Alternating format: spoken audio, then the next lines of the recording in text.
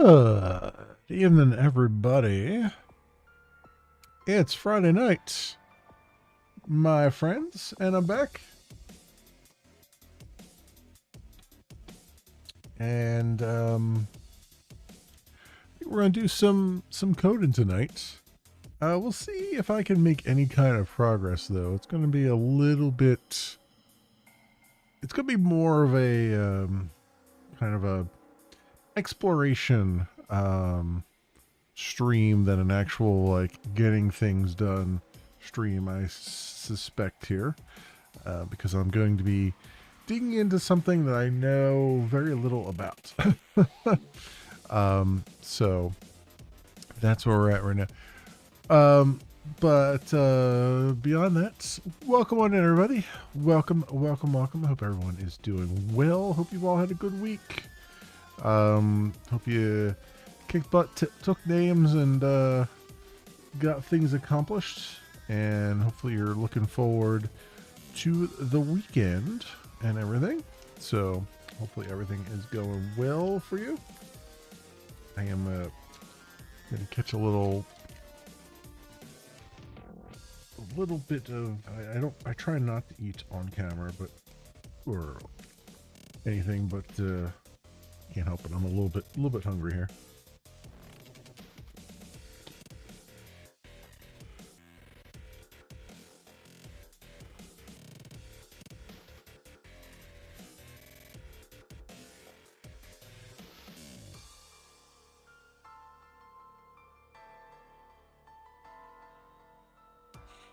So at the very least, I'll try to, as I just did there, the mic. I'll try to mute the mic if when I'm chewing, so it doesn't cause any problems. But yeah, I'm back. It's been a little while since we've been doing the Magenta Breeze stuff.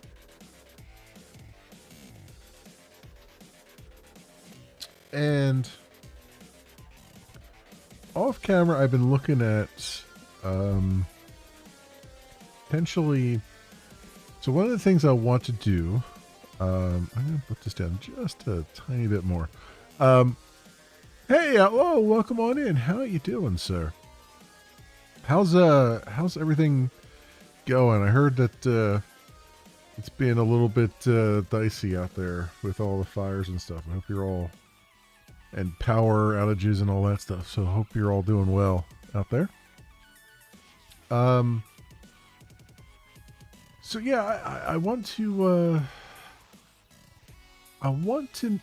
add to the bot the ability to do multi-streaming, which is not something I originally had in scope, but it's something that I kind of want for myself, and I am ultimately doing this bot initially for myself.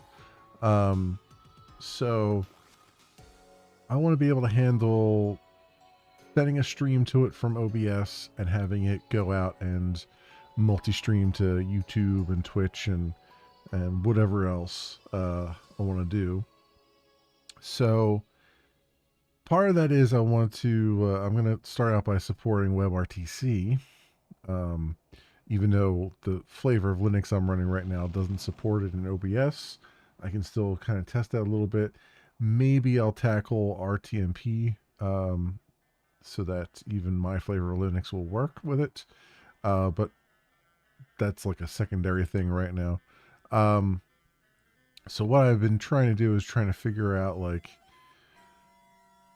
can I expose a WebRTC service that OBS can talk to, and then I can use FFmpeg under the covers to do all the transcoding and everything else and sending it out to the destination. So I don't have to talk to the destination. I just have to talk to OBS or talk to FFmpeg, which will talk to the destination in theory.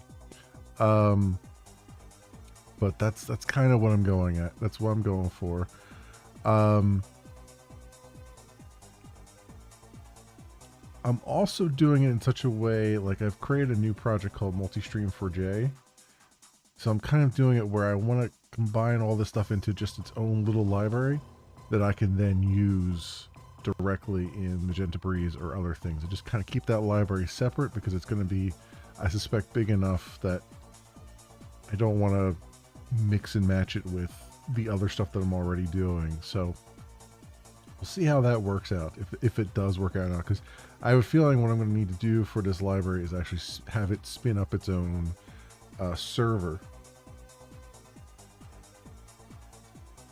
Sorry, something was about to fall off the desk there. And then also have it spin up its own server on its own port, and then just kind of have it do its own thing outside of Magenta Breeze's stuff, you know. So it's not, I don't necessarily need Jetty in the mix there and all that stuff. So it's kind of what I'm doing.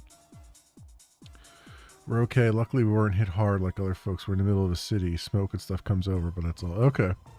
That's good. I'm glad you're not, I'm glad it's not too bad for you. I saw, there's, like Pacific Palisades and stuff, I think is like completely annihilated, and other things there. So it's, some craziness out there. Some real craziness. It reminds me a lot of when we had those Canadian fires, and like I went outside the one day and the sky was just orange. And you know, and we had like the prevailing winds were blowing from Canada down into Pennsylvania, and just it was like you go outside and it was just smoke everywhere. Like you could just you couldn't see the smoke, but you could like feel it when you were breathing and stuff. It was crazy. It's hard to see. It's like I've been to that restaurant or driven that street. It's crazy. Yeah, exactly. Well, hopefully I can get everything under control sooner rather than later there, because that is some, like, that's like probably, I mean, that's got to be up there with one of the top, like,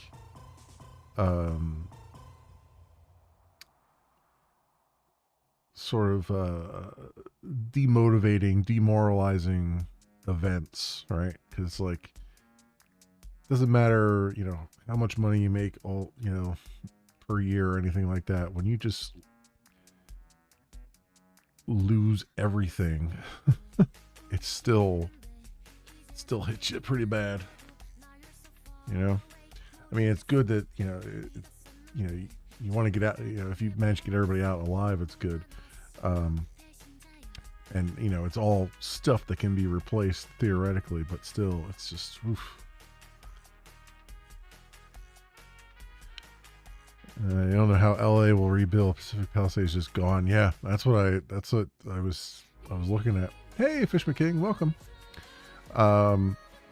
Yeah, it's craziness out there. I hope everybody comes out of it all right, or at least as all right as they can be. Because, woof, man, oh man. Nuts. Very nuts. But anyway, hope you're doing all right. Otherwise, health-wise and all that stuff. So I didn't notice, I was so busy today with work that I didn't even notice that you went live, or I would have been there in your stream, but I was in meetings and other things, so I just I didn't read my email, like my home email, until like 6 p.m. and by that point it was like 30-40 items.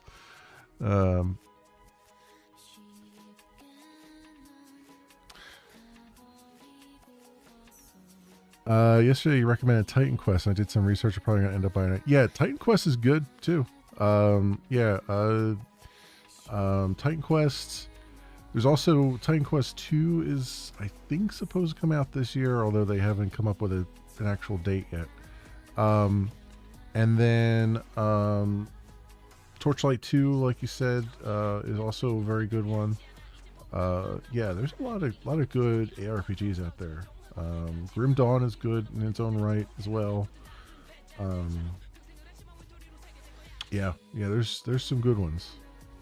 There's some good ones that don't get enough attention, you know, because Diablo takes all the attention, really, and with you know, I mean, Diablo's pretty darn good, so I mean, it deserves most of the attention, but it's still, you know, there's still a lot of other ones that are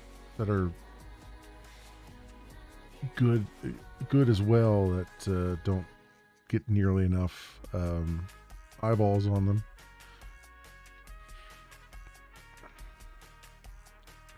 Well, that's good. I'm glad it was a good stream. I'm glad it was a good stream, man. Okay. So what I'm trying to do here. So I luckily still have the window up, but I was kind of I was asking good old Claude here, like, how would I kind of do this? And he's giving me something that I can start with as far as transcoding and and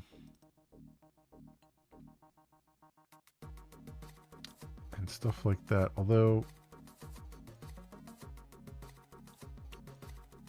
this is just the, I think this is just the transcoding part. It looks like. I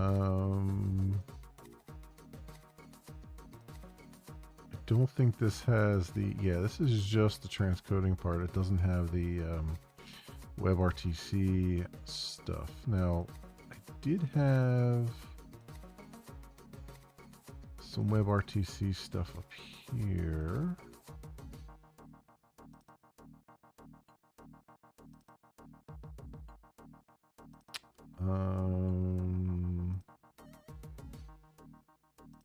Yeah, WebRTC stream server. And then we have a stream transcoder.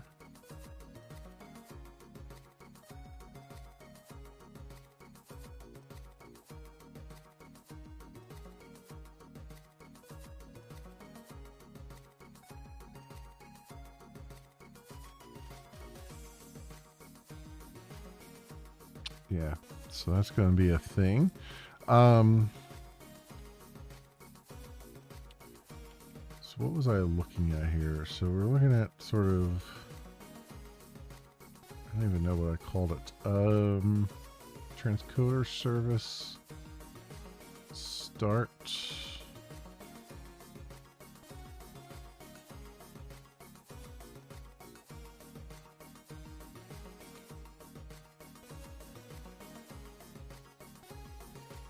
And I was saying, so the source stream is what? New transcoder. I don't even know where I was looking at here. Oh, source stream, target stream. That's for, well, this is for transcoding. This is for the transcoding part of it.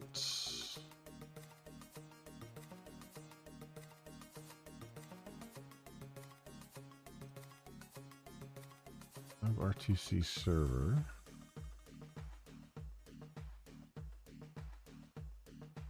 Yeah, see, I was kind of all over the place a little bit here, trying to figure out.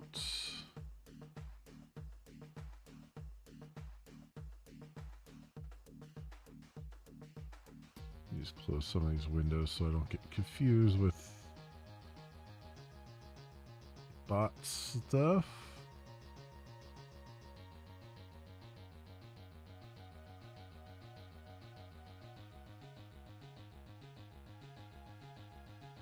Okay.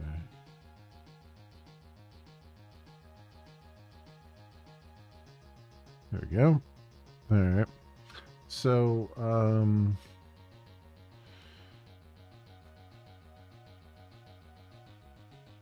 yeah, there's a couple couple pieces here. I don't know if I want to do... You know what? I want to... Let's hold off on this. I think I was just kind of looking to see what that had, what that took. I think that's what I was doing. I was trying to see, like, does this take an input stream, which it looks like it does. New transcoder.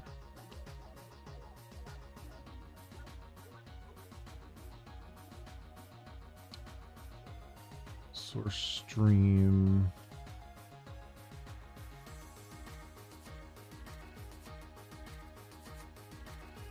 Video filter.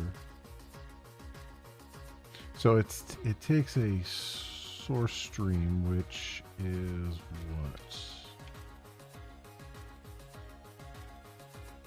Stream source.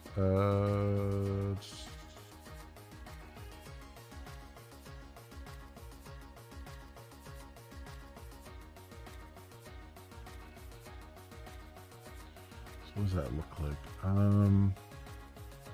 Media source, substream. Seek read packets. Finish frames. Okay. Yeah, so that's probably, so I'll have to create that. So, because I have a feeling from the WebRTC server here, I'm going to have just like an input stream, like a Java input stream. And I'm going to need to convert that in some way, shape, or form. I got to figure out how that converts over.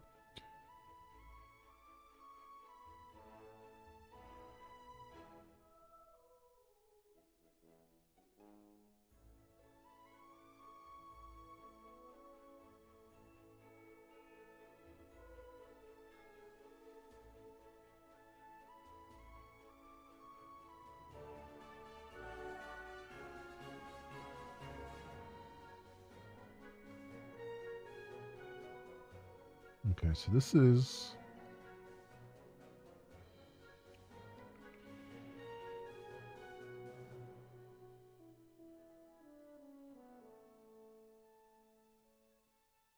So this is what it spit out at me for transcoders.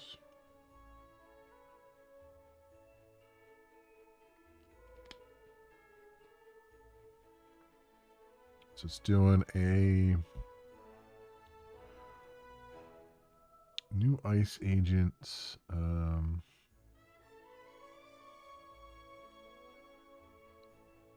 Stun and turn and...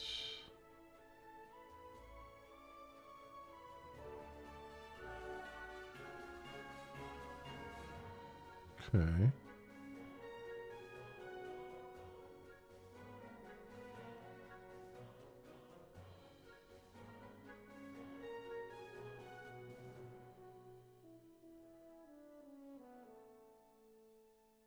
And then handle incoming stream.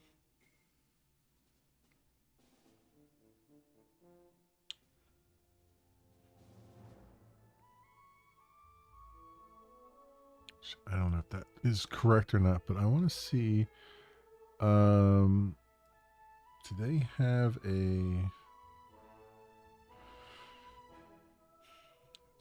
they have some documentation here.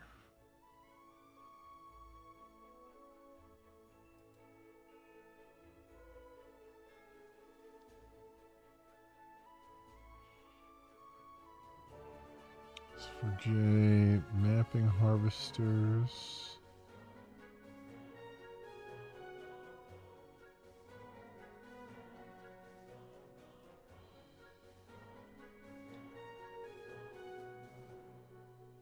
Yes, that's just properties.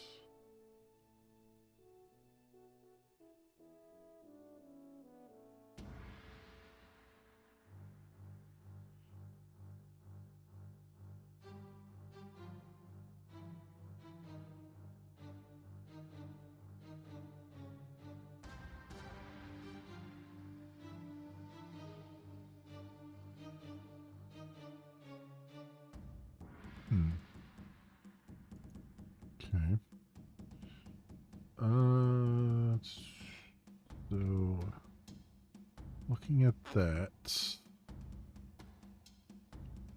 what can I do here? So I got, trying to figure out where to even, the hardest part is figuring out where to even start.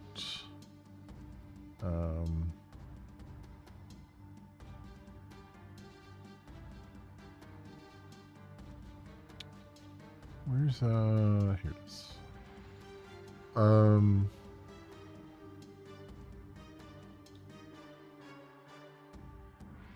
So new fixed thread pool. I think I'm already doing that.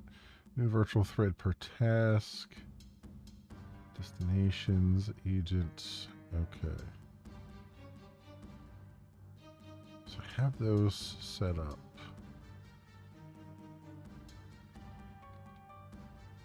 Destinations.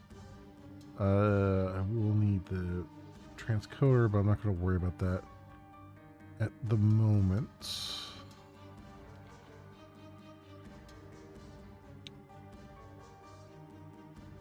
Oh, so then it also does add candidate harvesters.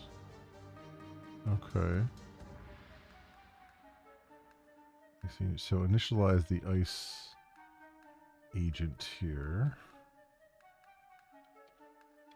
Private void init.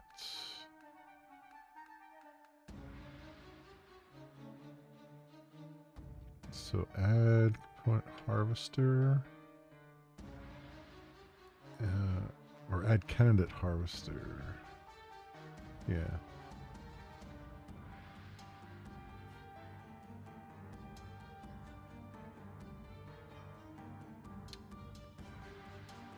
Transport address stun server. So they're doing it without any parameter, which I don't think is a thing.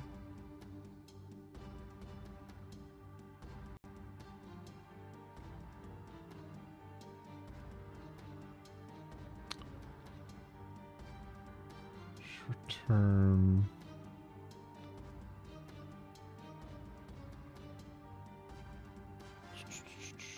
So what can I do here? Stun mapping candidate harvester.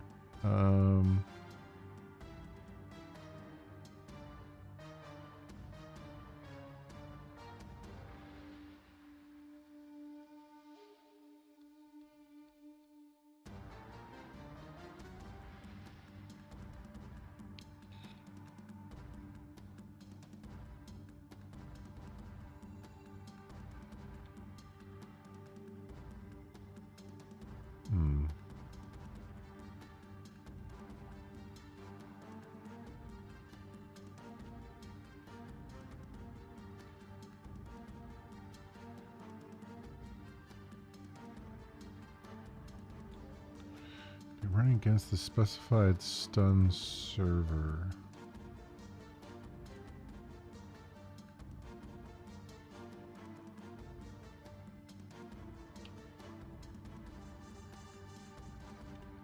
Huh.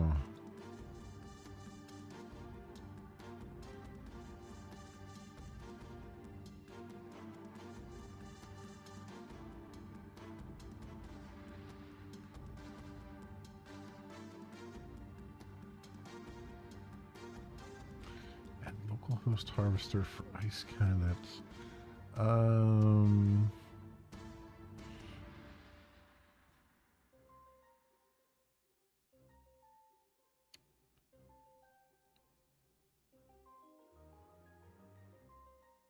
So can I do a stun server here?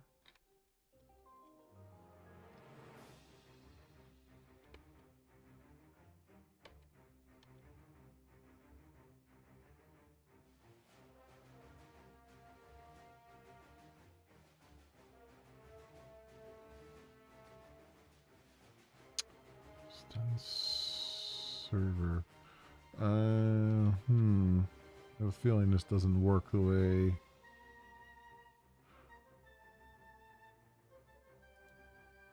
the AI thinks it works.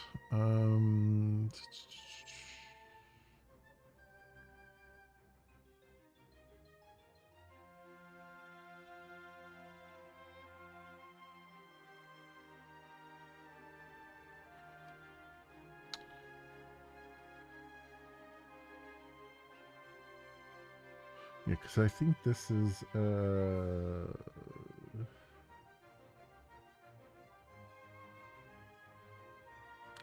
a client to a stun turn server. So Java stun turn server.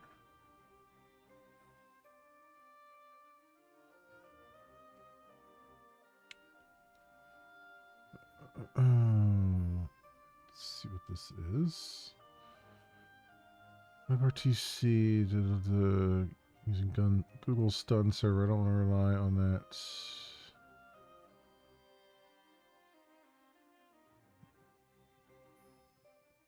No problem using different language tech for co-turn.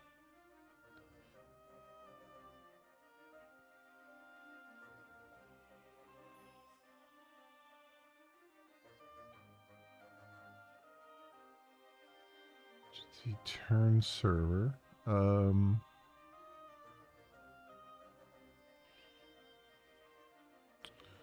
That has been archived.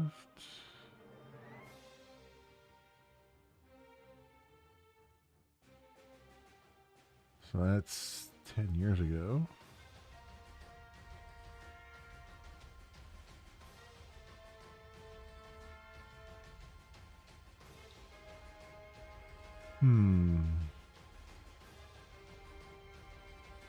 I wonder.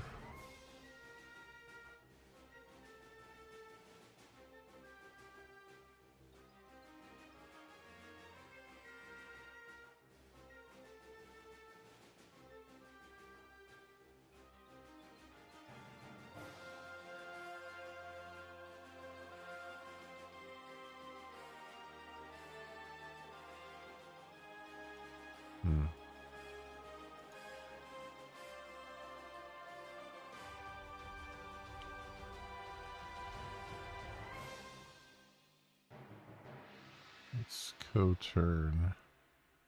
This is in C.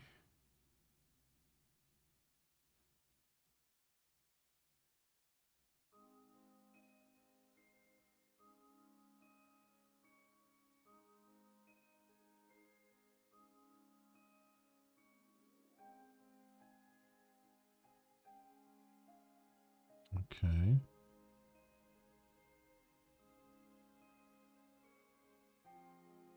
Client to turn server protocols. Okay. Relay.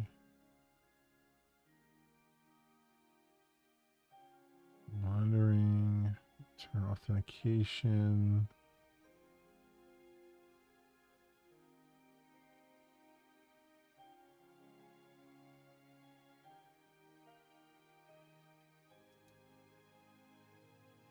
I wonder if there's like a Java co-turn.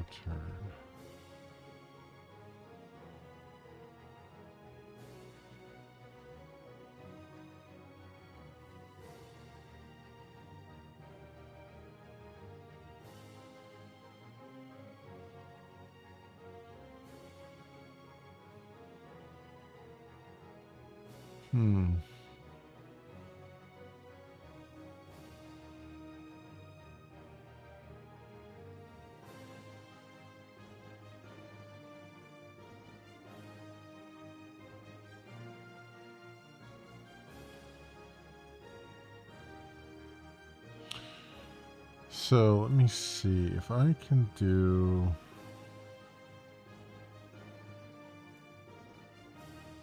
Let me see if it has an idea here.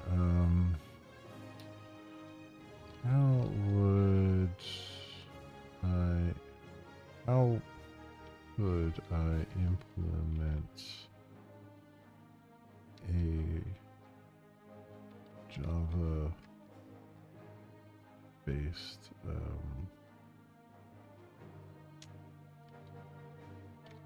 stun turn server?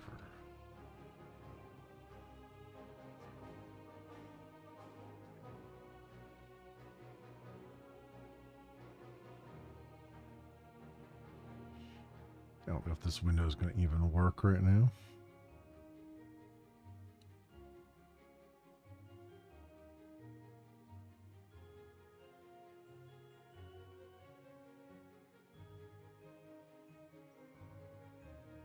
Because I have a feeling what it was trying to do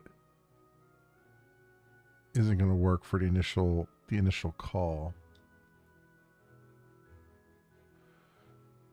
Why is it asking me to sign in again? Let's go to here. Oh, I have to sign. It's asking me to sign in again. All right. 1 second here. Let me hide this while I sign in.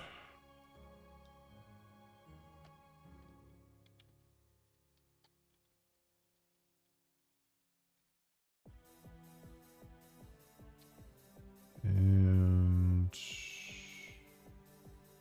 that.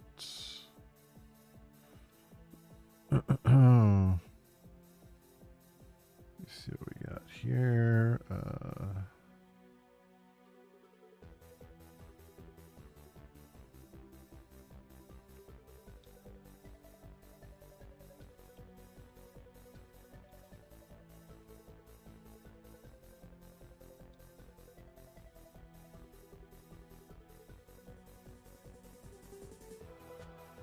Okay. Bring this back up again.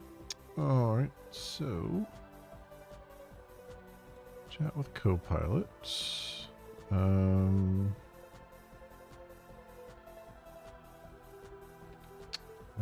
want to implement a stun turn server.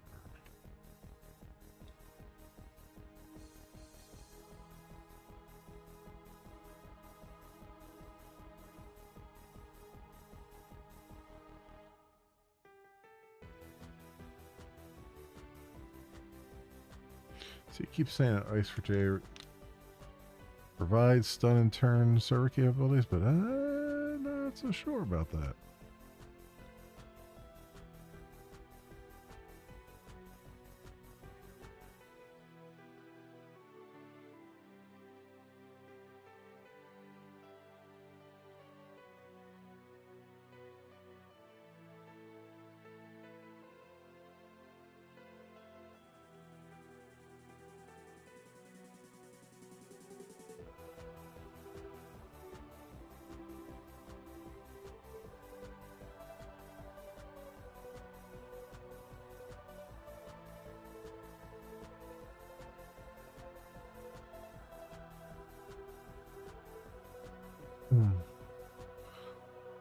Let's see what Claude can say about it.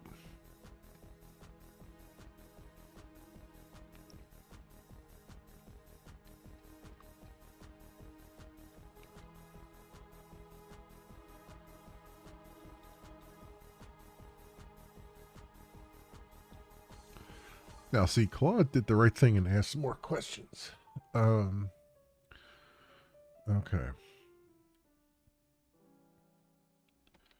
I want to use Java as the primary programming language, and I would prefer to use existing libraries or frameworks in Java, or to create a JNI wrapper around a well-maintained library, well-maintained open source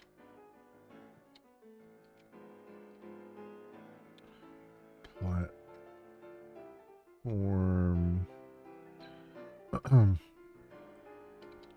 multi-platform form, library in another language.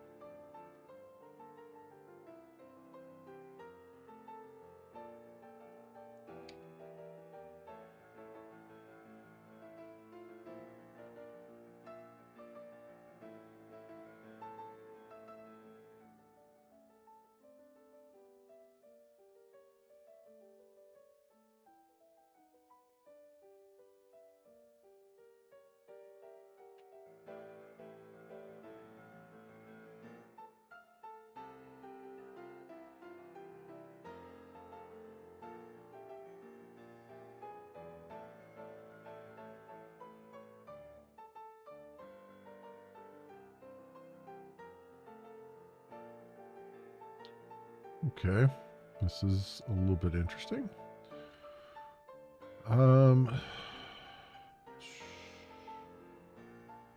Turn protocols. See, it keeps recommending Ice4j, but I don't think Ice4j is actually operates as a server from what I can see there. I mean, maybe it does. Maybe I'm missing something big here. Let's see.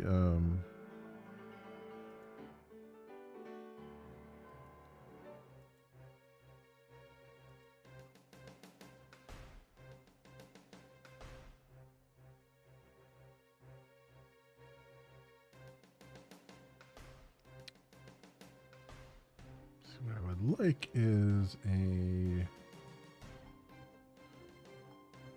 So they got stun client. So util. No.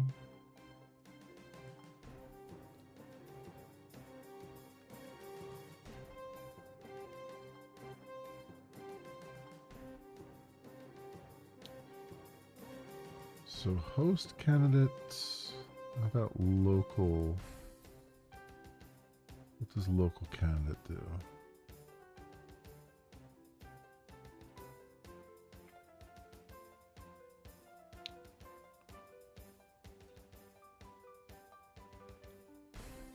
So it's an abstract class.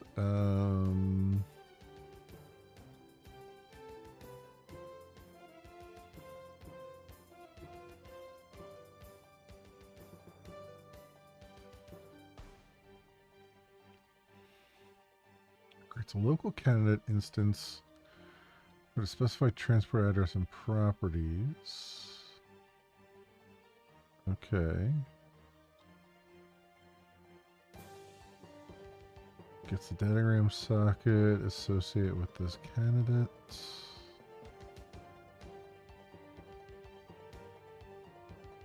A socket wrapper.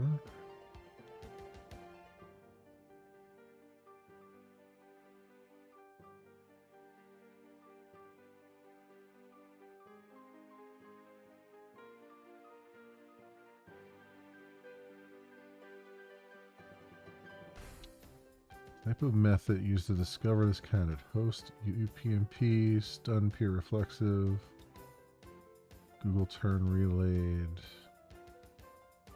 jingle mode.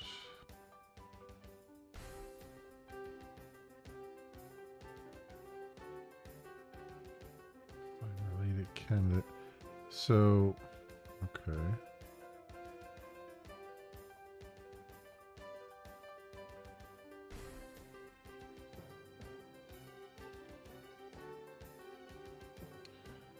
Server reflexive candidates.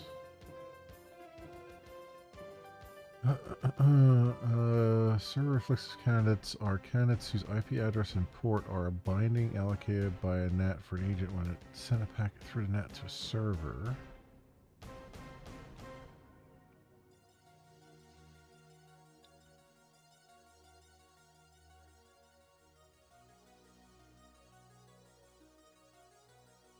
I don't know what that means.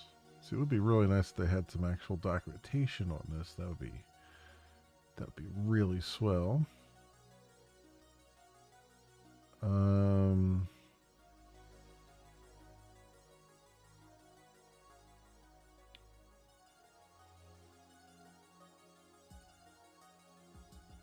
Socket, datagram socket.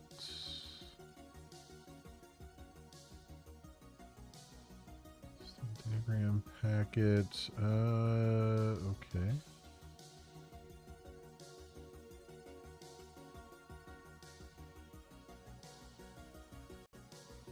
I'm curious to see how.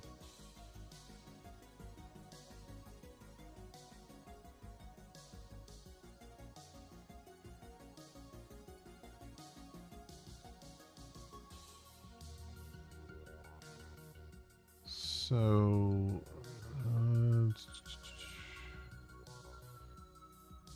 turn address, turn port.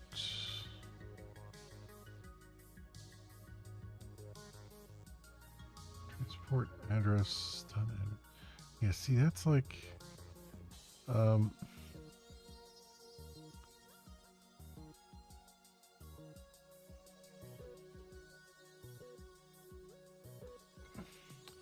so I want my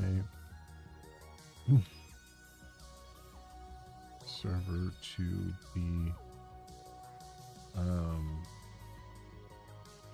implemented fully on the local host and not have outside connection requirements. Is that possible with ICE for J? Kind of curious to see what it says here.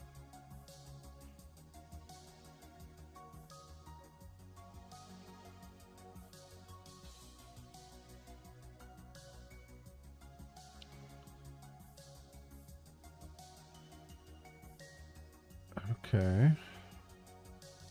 Local IP, transport address.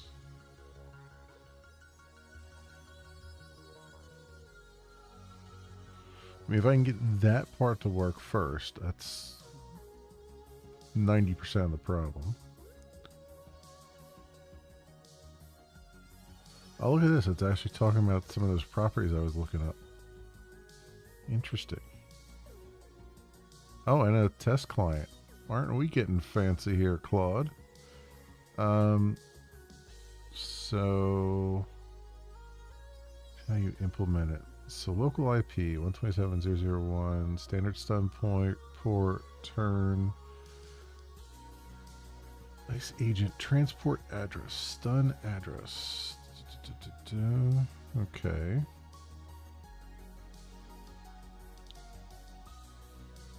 Stun candidate harvester. So it is still the stun candidate harvester.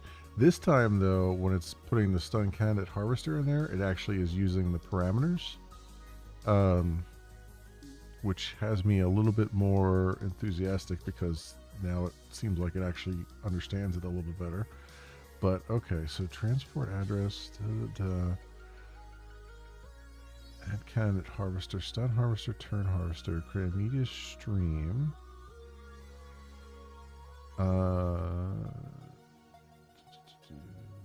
RTP, RTCP. Okay.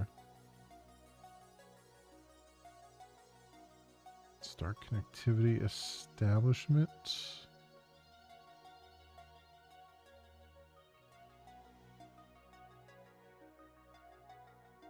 Stream component candidates. To use this server. Local stun turn server. Is that the name of this? Yeah, okay. Server.initialize, server.start gathering. Initialize, okay. Start connectivity establishment. Okay.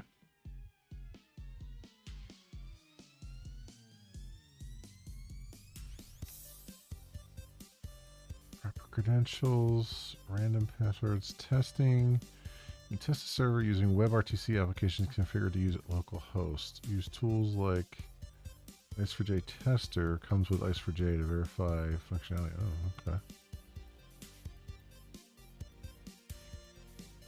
Network interface binding to explicitly bind to local host only.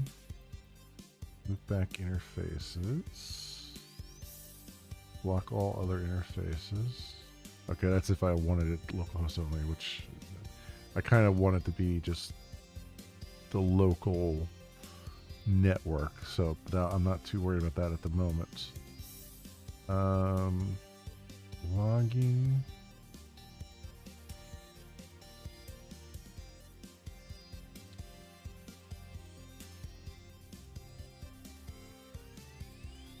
So you can create a test client using the same library to connect to your local server. Stun server, the agent, harvester, stun candidate, harvester, stun server, client agent, add candidate, harvester, harvester. Okay. Do we do agent up here too?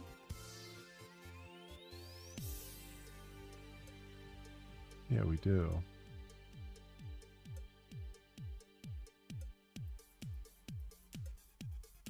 That's interesting.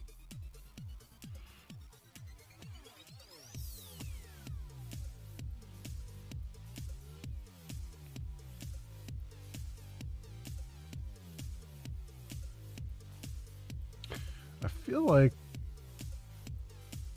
well, long-term credential.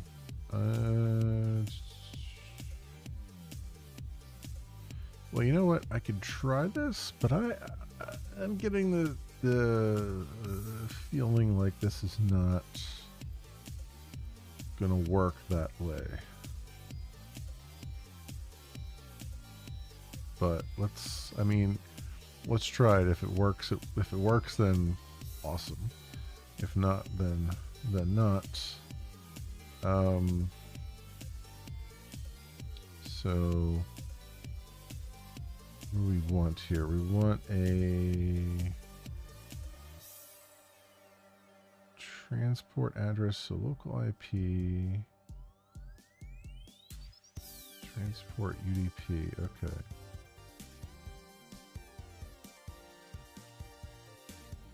So we'll say, so 3478, 3479. Okay, all right. Let's see what we got here.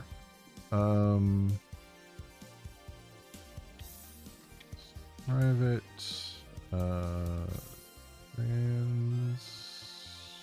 transport address. We'll say local stun server equals new transport address.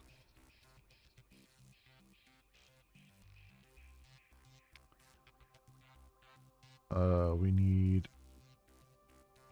inet address,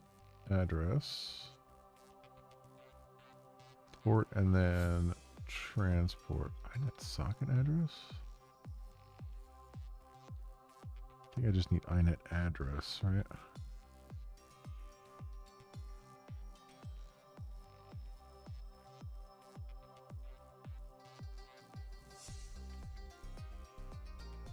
So it's inet address, internet protocol address, IP socket address, IP address plus port number. Oh, I see. Okay, that combines the IP address plus the port number. So there should be, I would imagine, inet address dot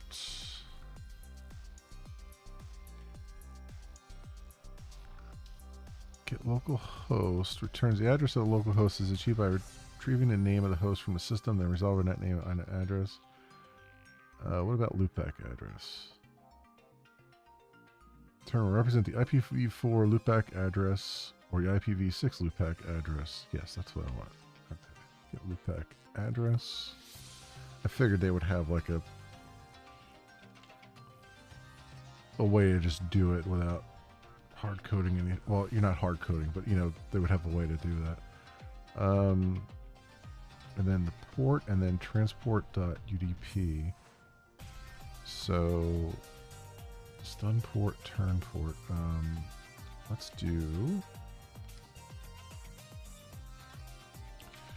private static final.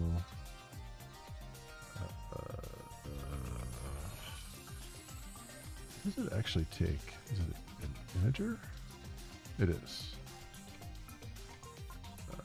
Stun port is 3478.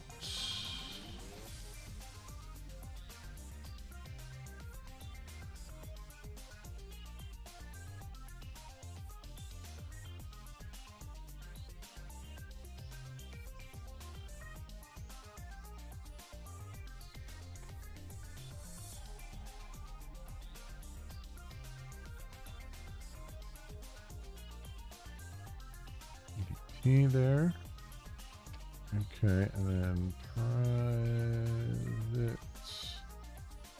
private transport address, local turn, server is new, transport address.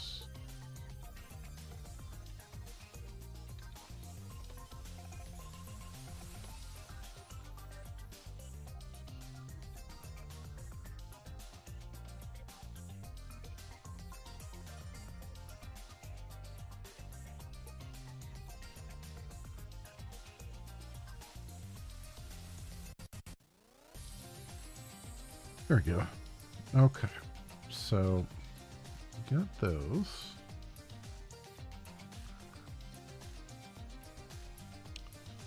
Local stun, local turn.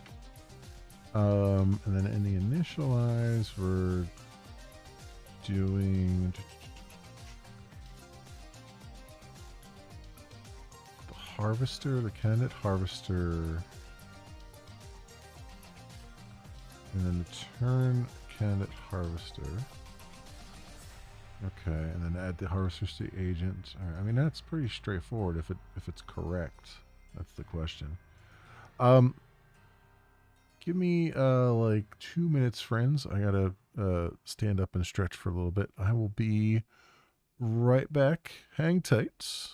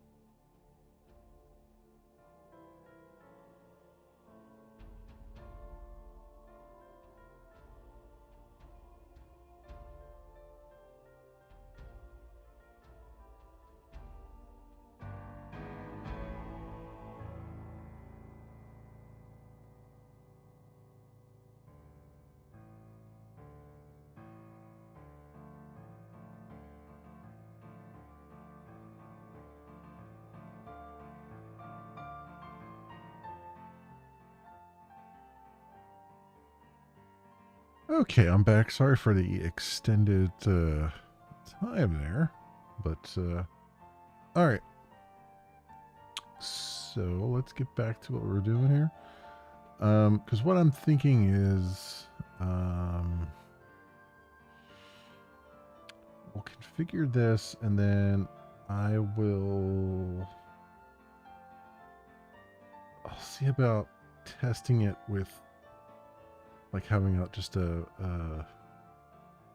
a JUnit test against it and see if I can at least test it that way.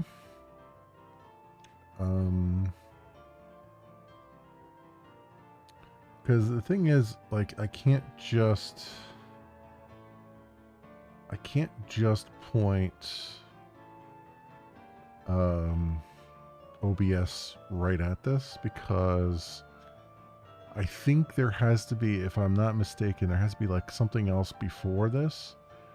Like the stun and turn stuff, the ice stuff is called from the server, and then the server kind of relays to it. I think is how that works.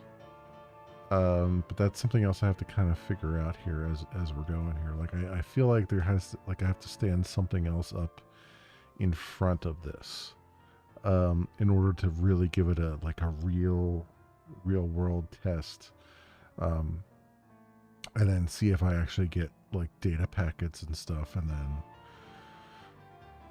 then we can take it from there. I can then go and be like, all right, now we can look at the FFmpeg for J and doing the transcoding and all that stuff. But the hard part is negotiating the initial connection and stuff here. So let's see. So we got, I wonder if it'll take it without a long-term credential.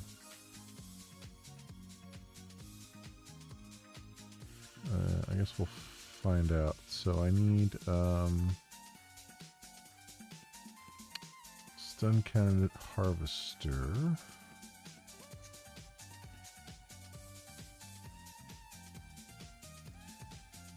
And where's that getting? Stun harvester.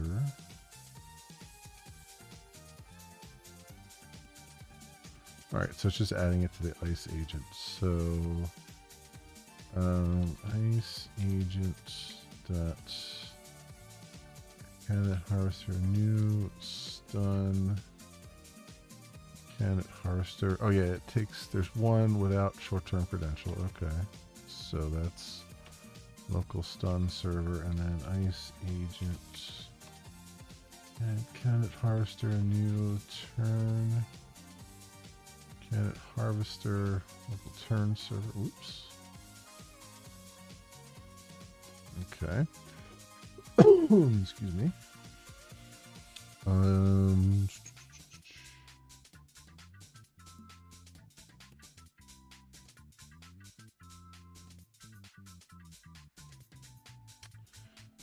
Create a media stream. Add components to the stream. RTP. TCP.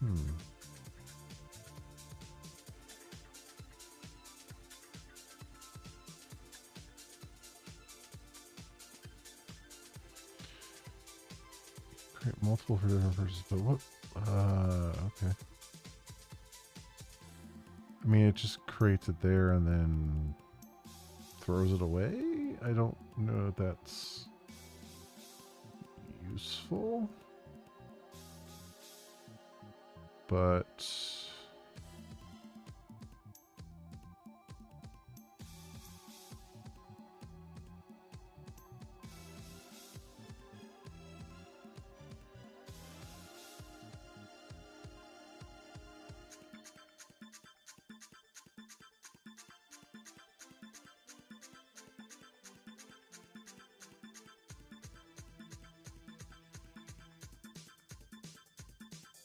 I mean, I guess, okay. I mean, we're calling the ice agent create media stream, which means it probably has a reference to it. I wonder. Let me see something here. Nice agent. Create media stream with the media stream name. And then is there a get?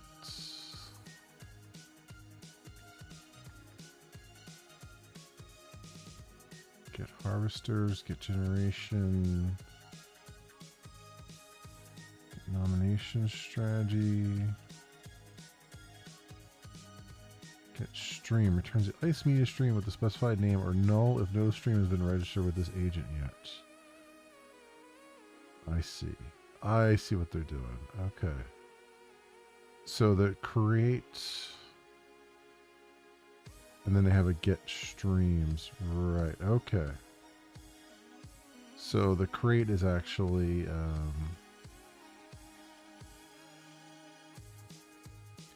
returning a reference, which is still in there. So, okay. So create media stream. The newly created and stored ice media stream. Yeah, okay. And then that's why they're registering the other things with it. Got it.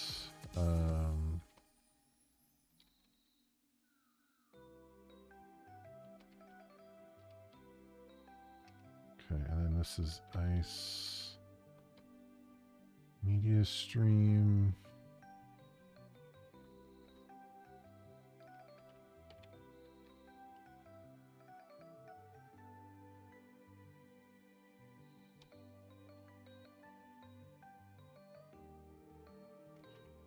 What did I do there?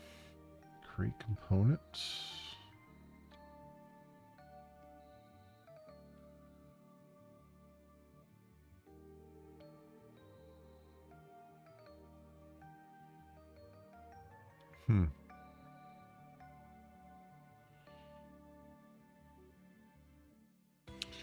There's get components.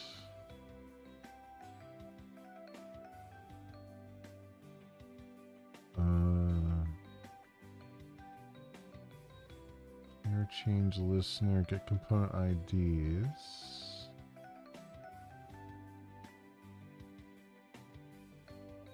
Remove components.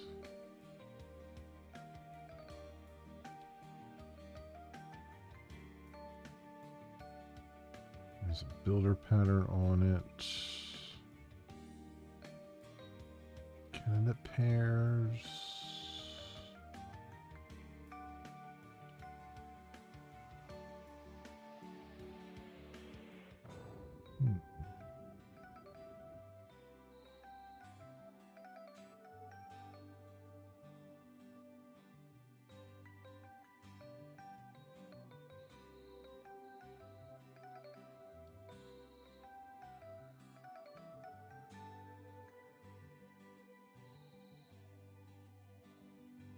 I don't know how you would add a component to it.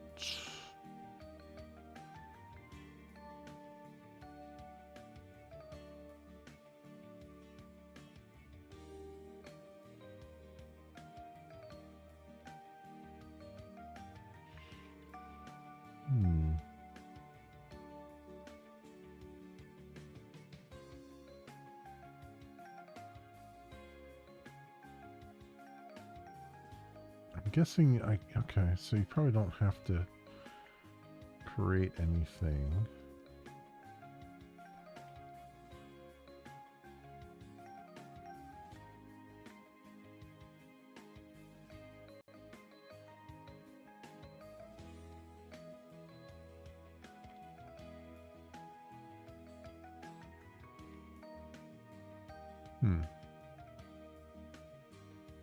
Well, creating the media stream, we can always get that media stream again when we need it. So I'll just have it created so we can get it by name, and then just see if I need to do anything with it.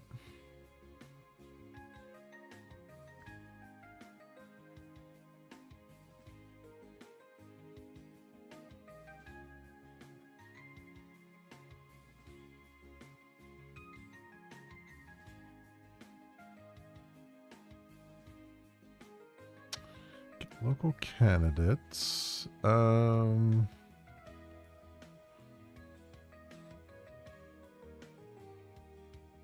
we got start, connectivity establishment.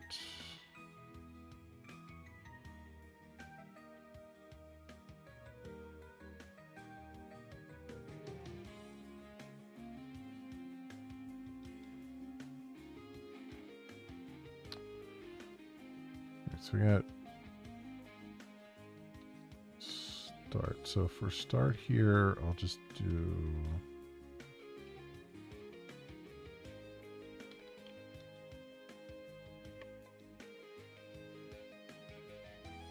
start connectivity establishment.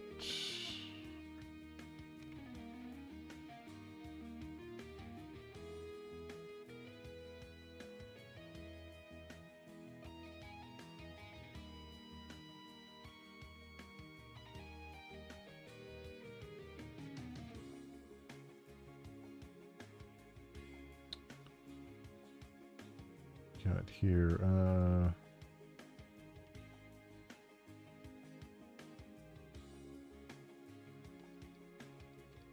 so start should probably call init.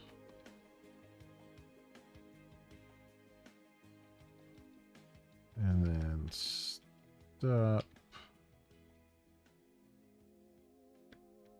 Is agent free? Is that really a thing? Oh, it is.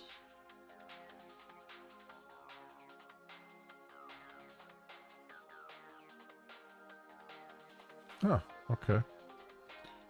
So if, well, ice agent's never going to be null. So that's fine. Do that.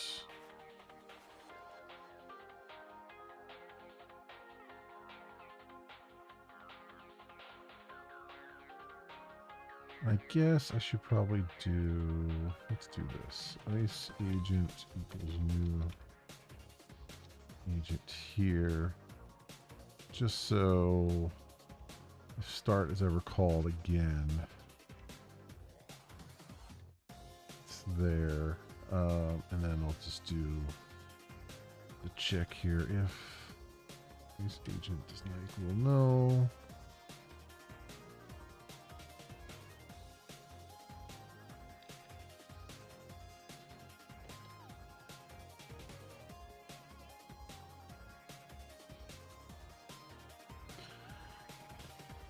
Go and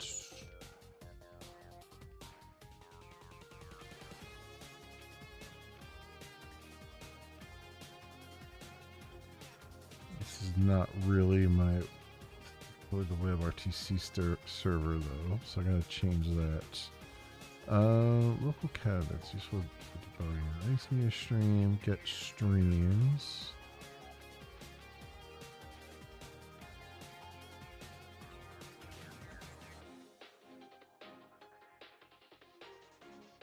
Okay.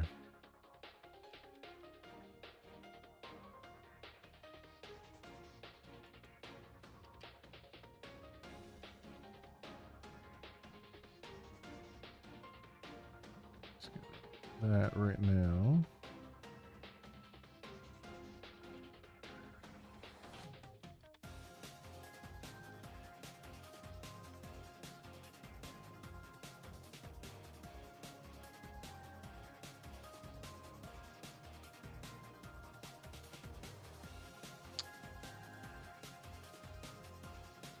I kind of want to implement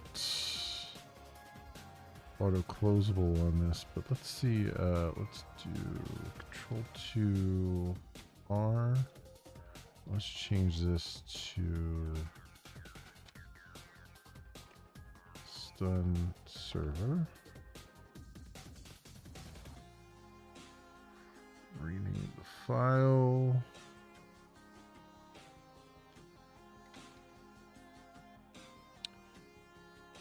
And yeah, let's do implements auto closable.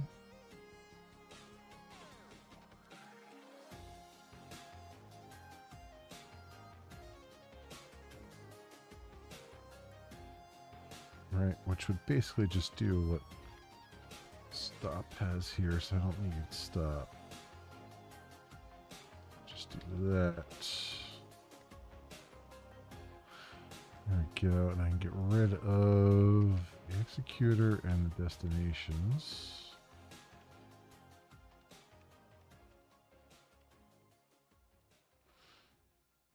Right now,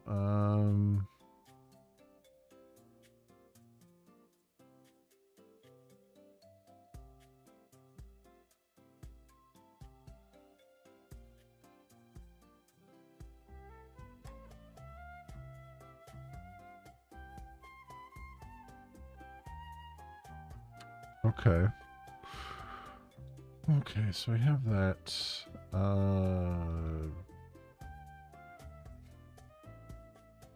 it has me doing the print local candidates.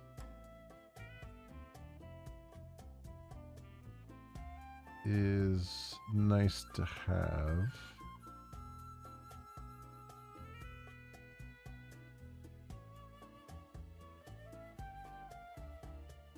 Though I don't necessarily want system out println for it. I don't think I don't have a log back turned on right now for it. So I guess that would do just as well.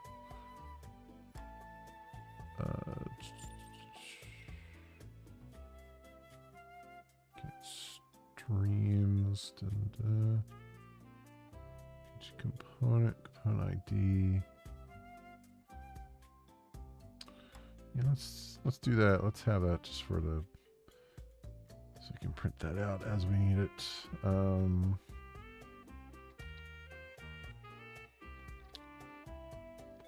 Void.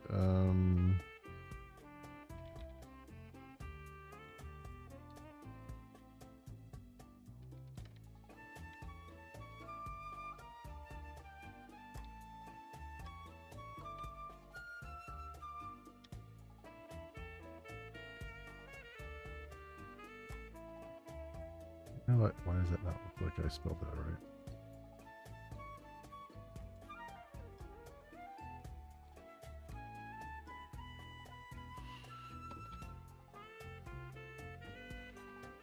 I don't know.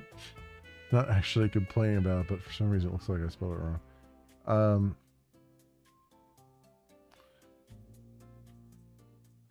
C-A-N-D-I-D. Yeah. Yeah. D-I-D-A-T. Yes. Yeah. Ice agent gets streams. So ice agent.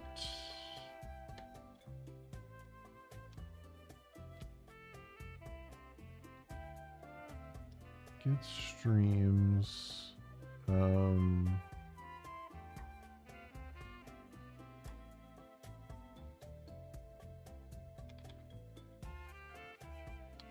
For each.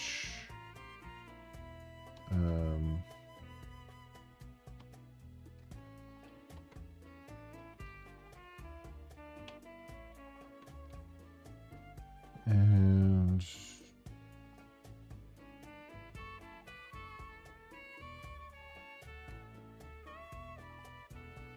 components. Okay. So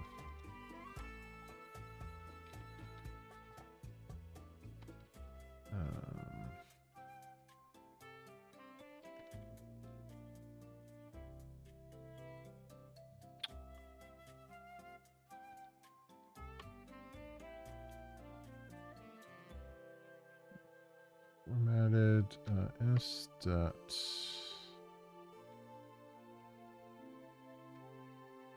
What did they have here? Get name.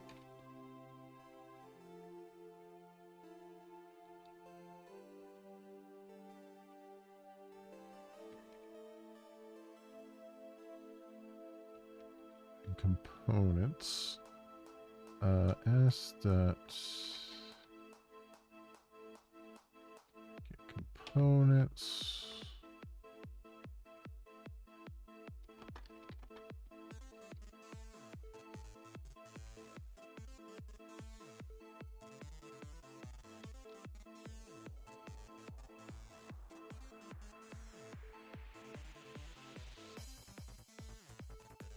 What do they have to do for the local candidates? Component ID and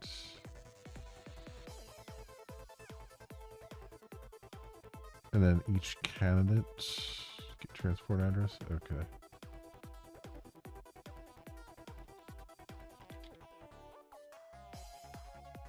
See that. Get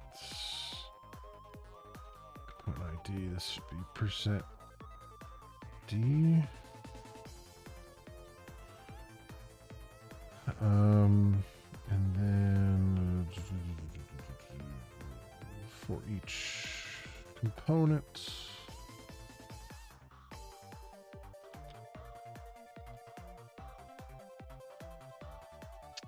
get local candidates. Is that what we're looking at?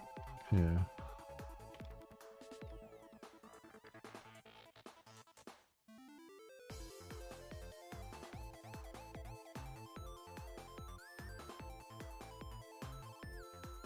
There we go. System out. Oops.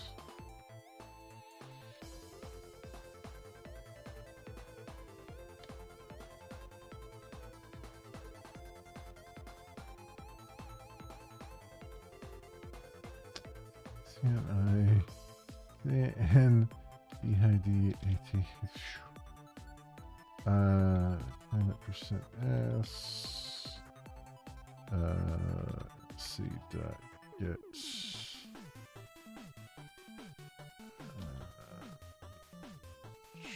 transport address.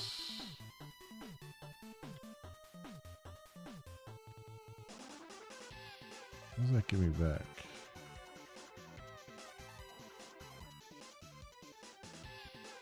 Okay. It'll do a 2-string on that. I don't know what that's going to look like, but it's there. Okay, so we have that.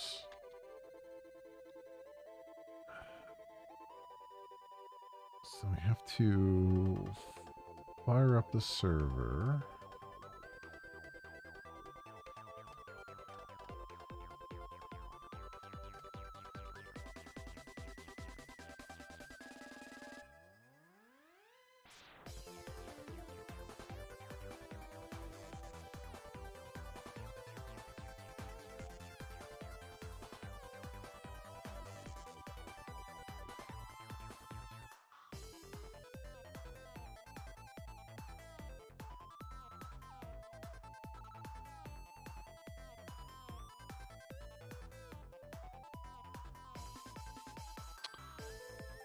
Testing.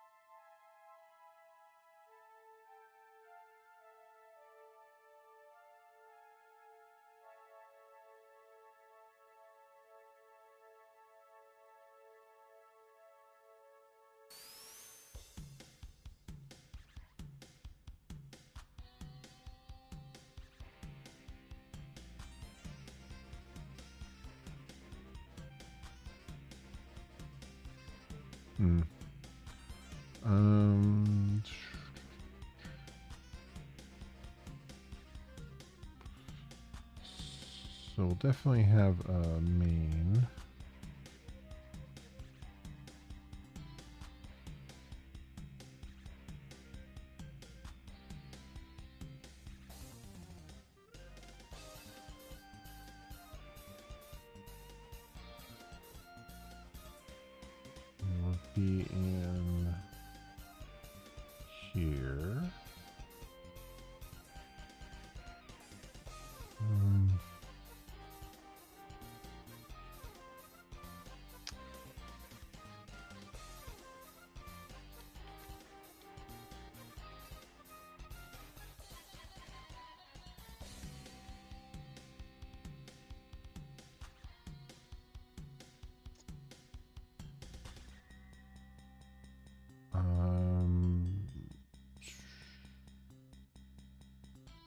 stack void main.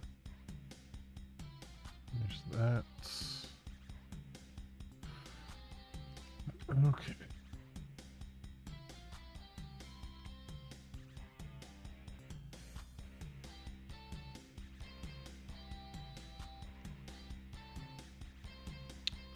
So do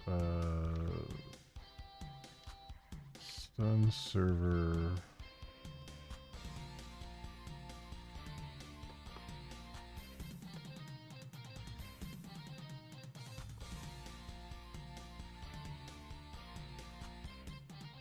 Actually,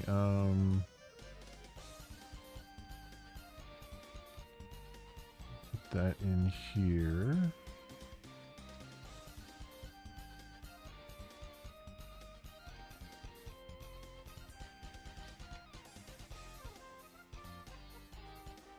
What's going on with this? Oh, add catch clause, catch exception. Okay. So that's good. So I have that, and then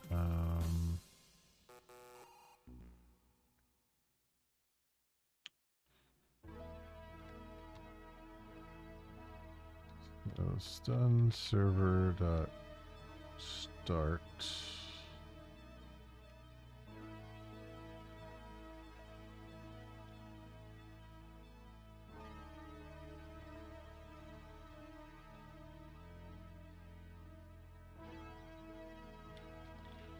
Let's do an infinite loop here. While true. I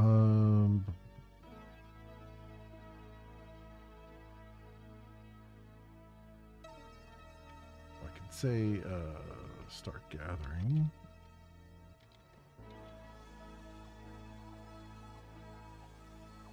Oh, wait, start will do that, right? Yes. So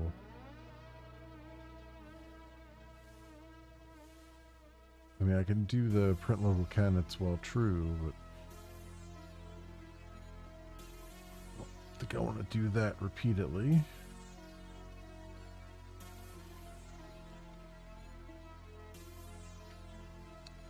So we'll just have that running, and then the print stack trace will be fine. We've got that. Okay.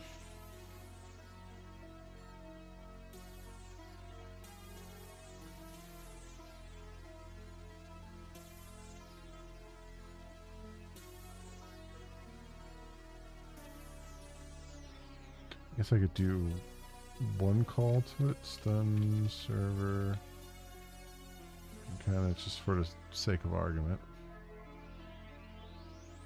So let me run this.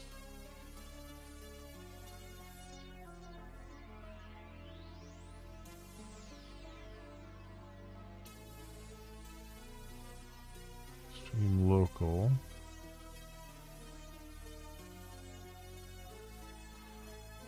Okay, so that seemed to be all right.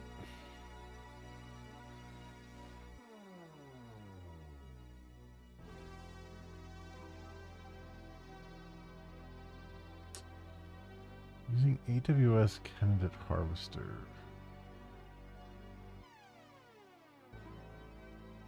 Oh, discarding mapping harvester.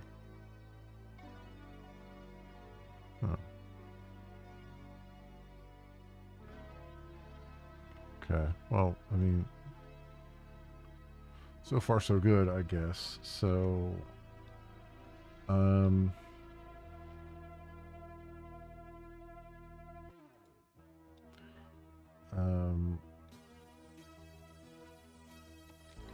I would like to test the server using,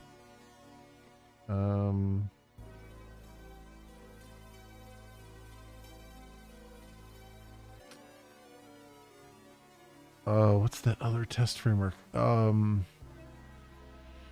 might as well learn it. So you got JUnit, and then it's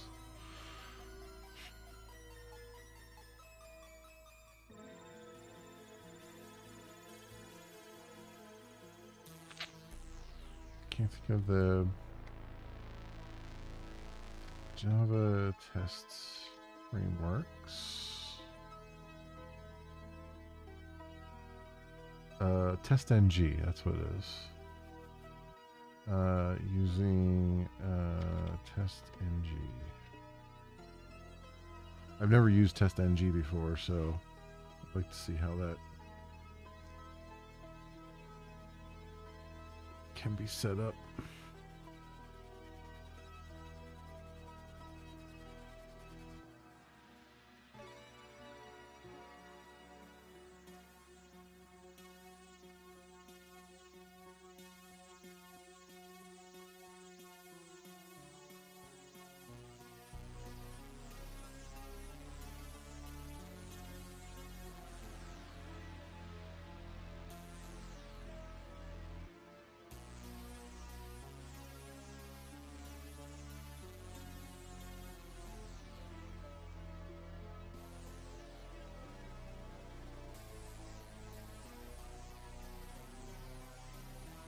SNG XML configuration.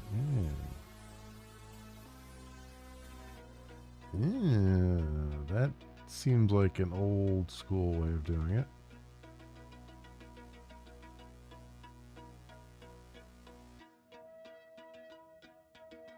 I would think you'd be able to use annotations for that.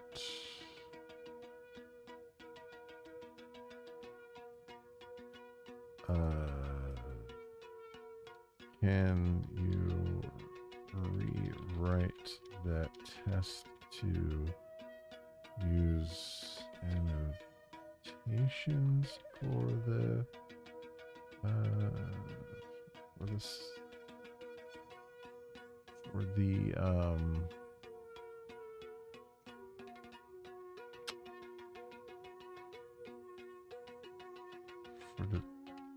TestNG configuration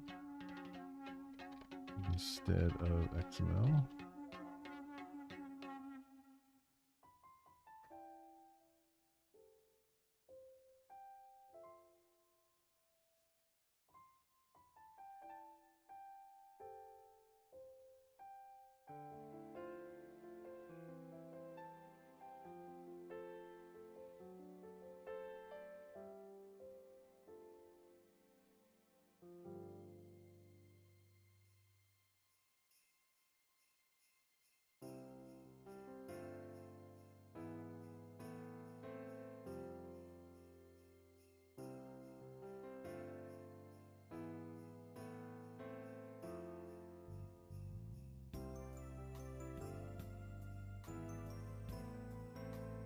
I mean, that's looking more like it.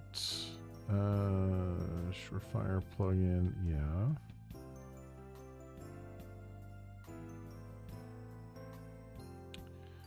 Set up and tear down.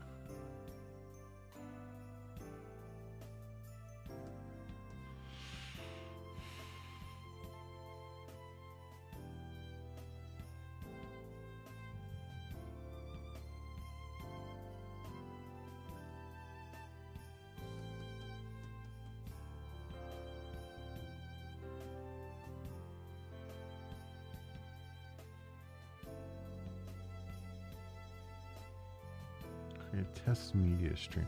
So I'm trying to figure out how it's testing it.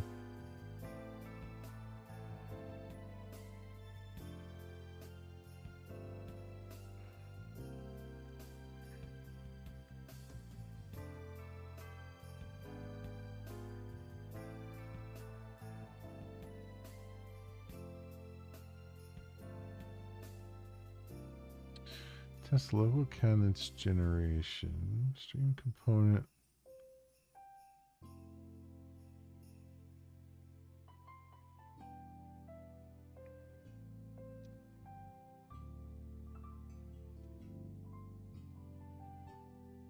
Local candidates.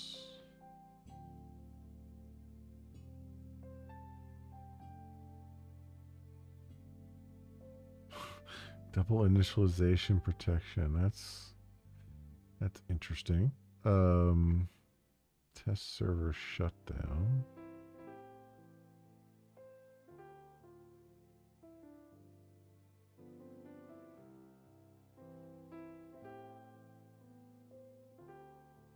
I mean, it is kind of thoroughly testing things, although I don't know if I would go to this extent because you're not really testing your logic, you're testing the Ice4j library, which I believe has its own tests already. So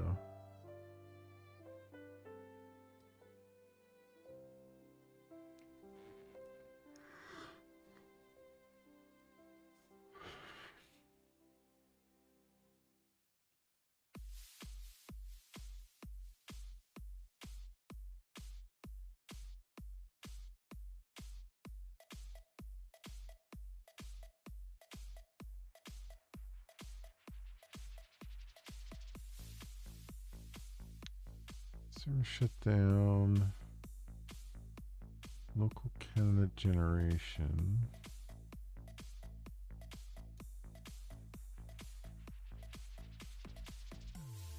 Valid port configuration.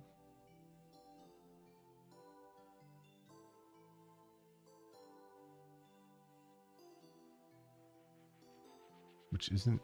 I love how this tests makes no sense whatsoever because the local stun turn server that they recommended doesn't have any parameters. So, like, there is no constructor that will take the ports in as the thing, and so it's that test would never succeed.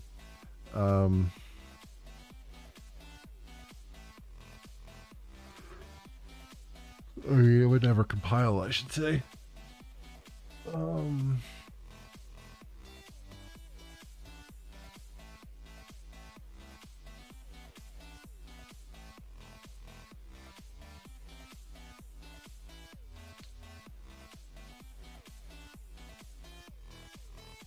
Transport address.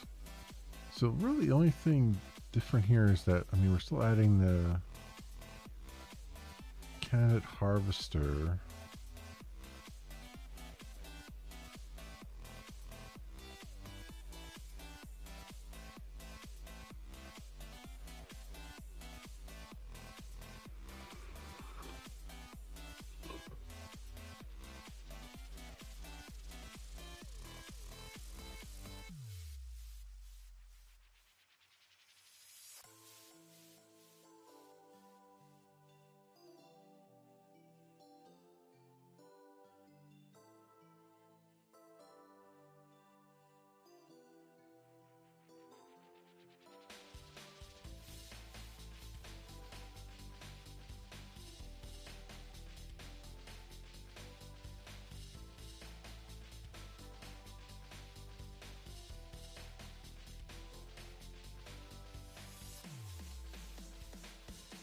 So here it says I need Makito and TestNG. I don't see any use of Makito here, so I'm not sure why it thinks that is needed, but org TestNG. Oof, excuse me.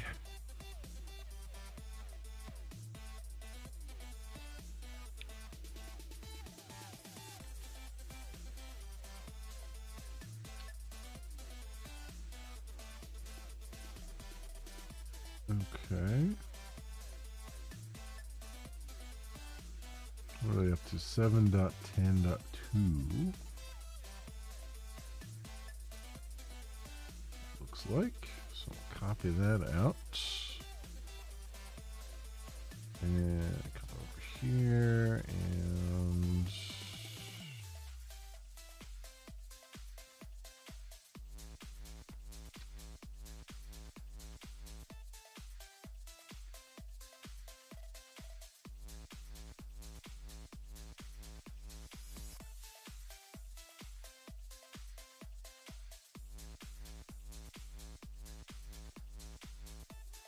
dependencies there, and we'll say ng version.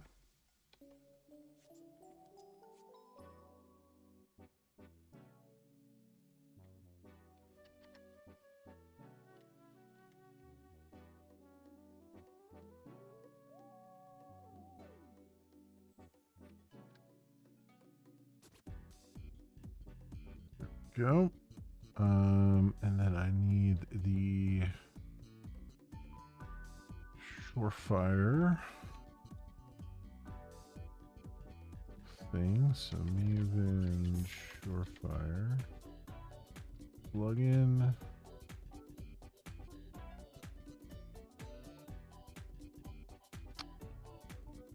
Three, 5, 2.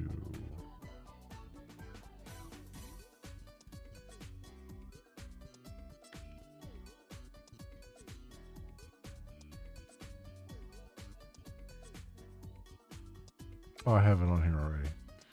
I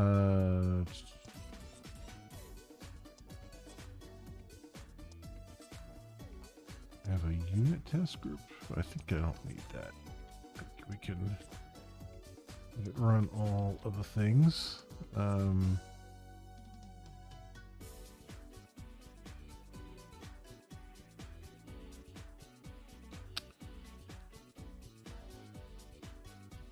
Okay, so let's go even and update project. A new dependency down.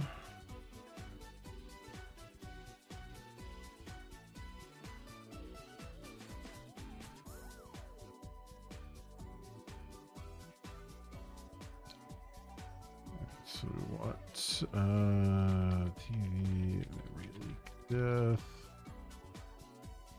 multi-stream 4J,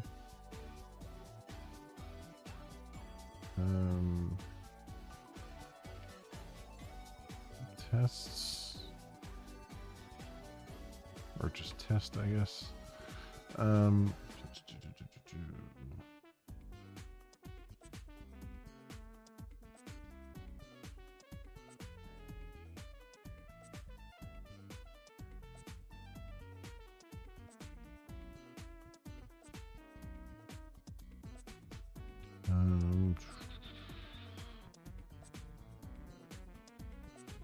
So say stun server test.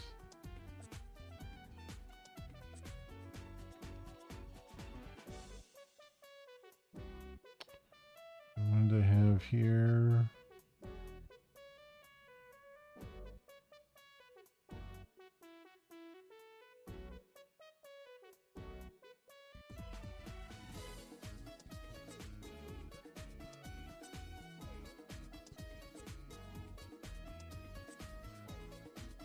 Just the test annotation.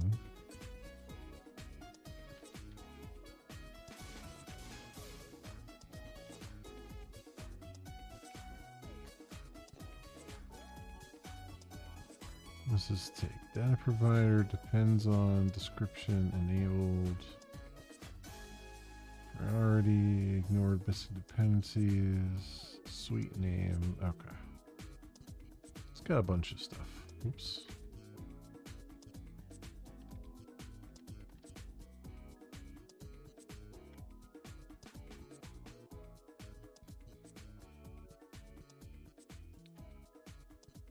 Doing a setup there I don't need to necessarily do.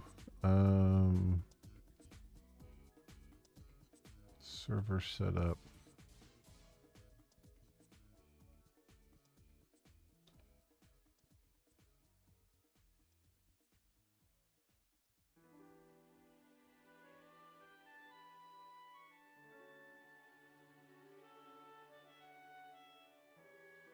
All right, so just do a plain old test then.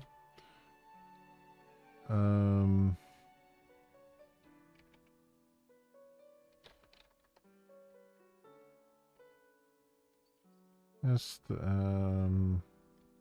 server connectivity.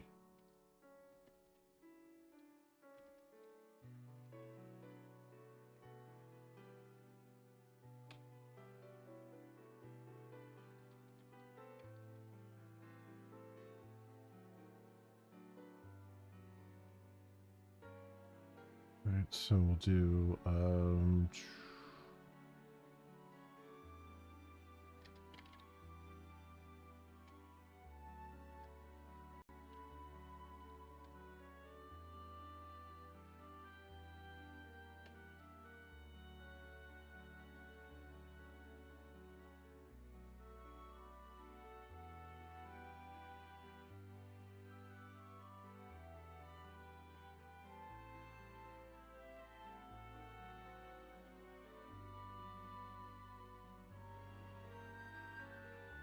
right, so I got that. So we'll do server start. And then I need to set up a agent, test client agent.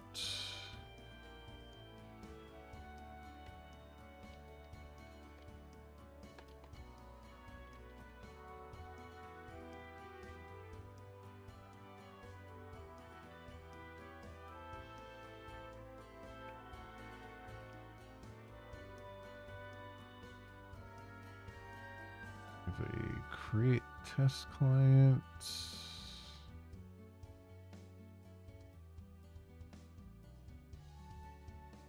Oh, I see. They made a whole method for it. That actually makes sense.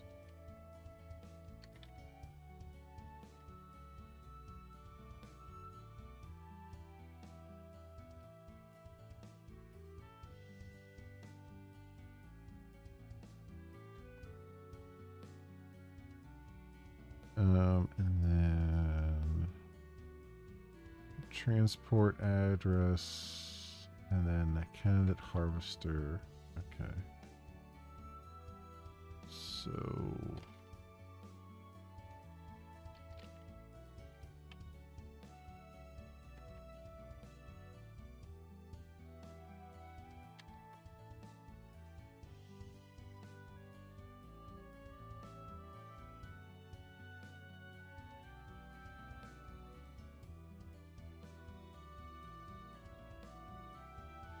address, and that would be inet address,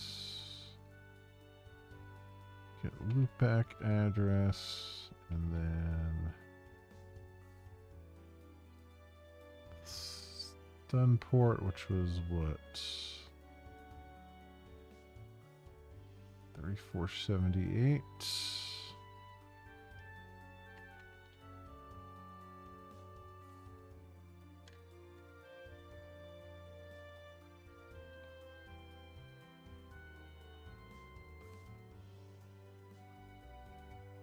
Okay, and the candidate harvester.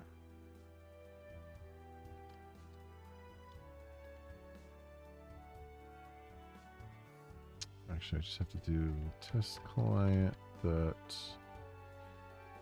and then use stun candidate harvester address.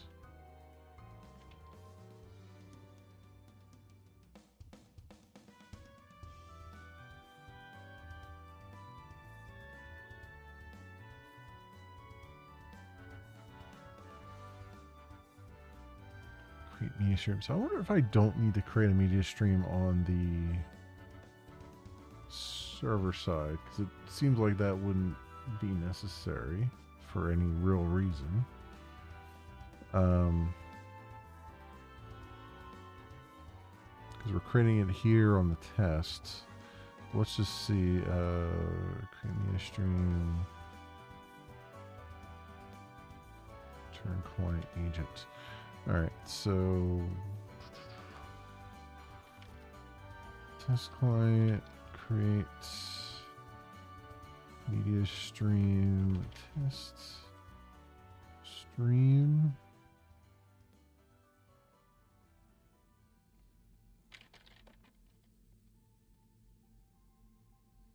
Test client. Let's say this equals create test client.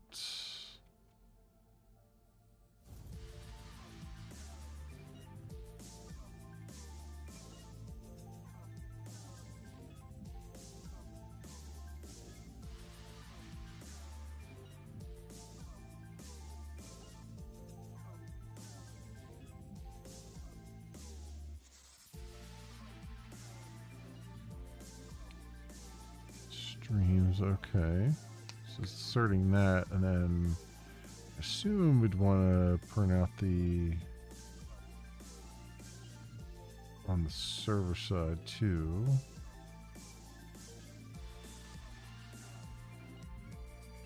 I call the print on the server side. So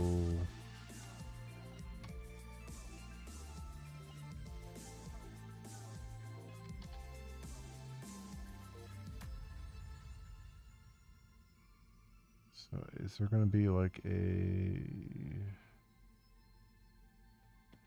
what is the they do a static or test ng assert, yeah.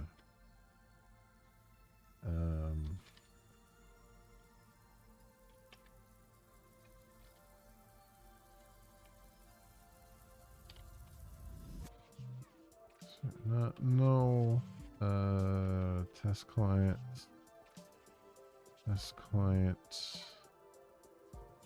should not be null.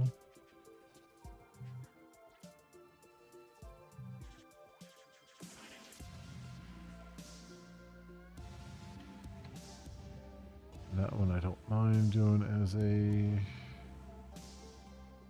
I didn't do a static import. What's going on there?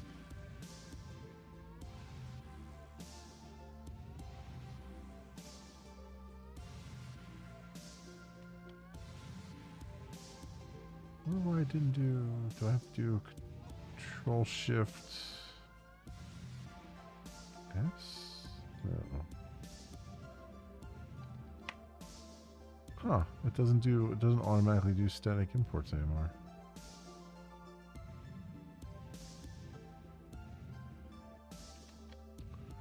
Well, that's weird.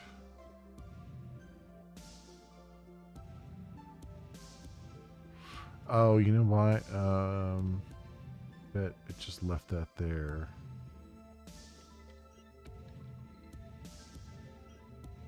I bet it added it, probably.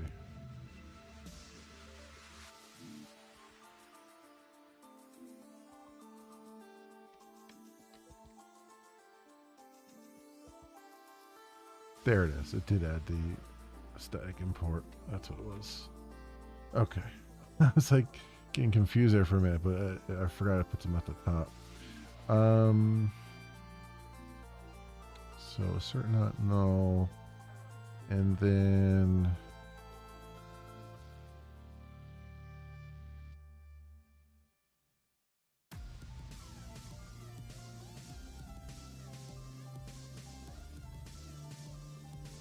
so there's no reason to assert true when the client agent gets streams because we created one. What I would like to do is just print out from the server here. So server.candidates, and then if there's an exception, I want to fail.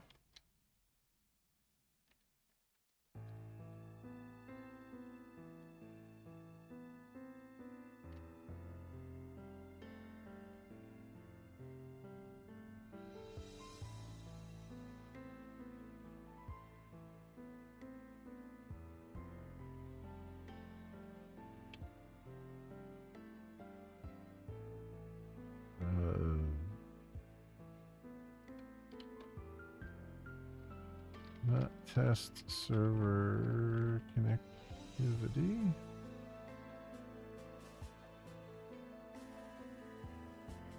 There. Make that a static import as well. Okay.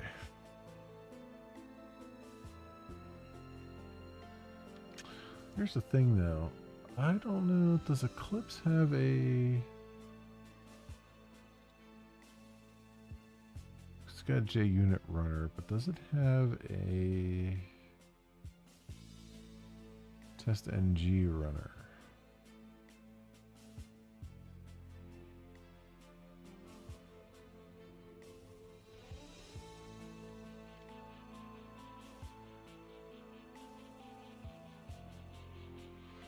Test NG for Eclipse.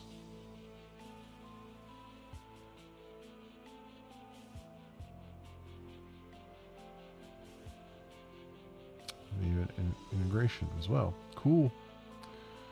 Cool, cool, cool.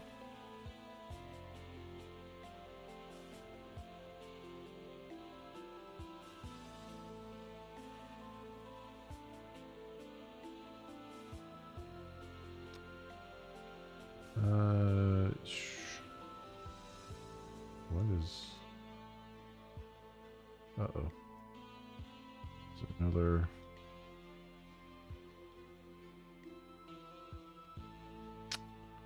Oh, come on, it popped up behind everything?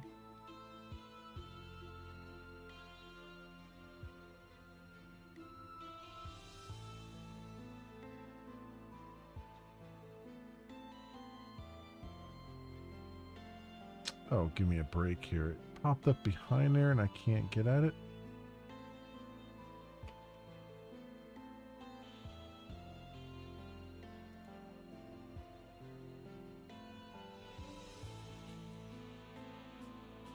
Why can't I say trust selected? Oh, there we go.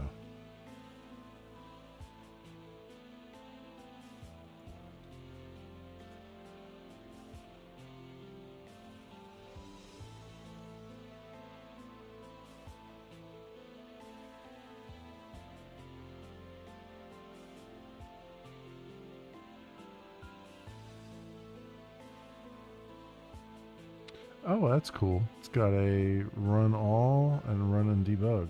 Huh. Cool. I guess I can just click that then.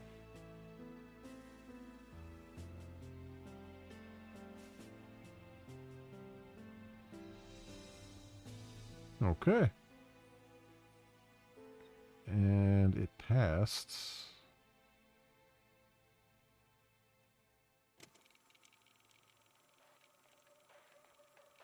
Stream local.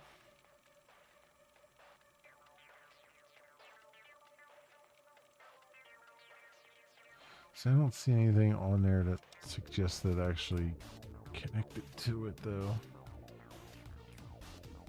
Like I just see stream local there. Let me do something. Let me get rid of...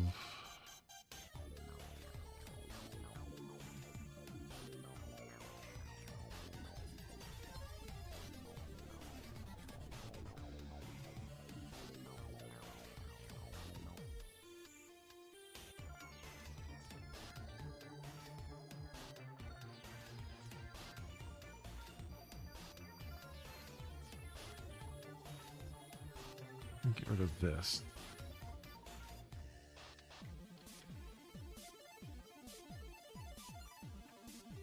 And see what happens. That would mean it wouldn't create one.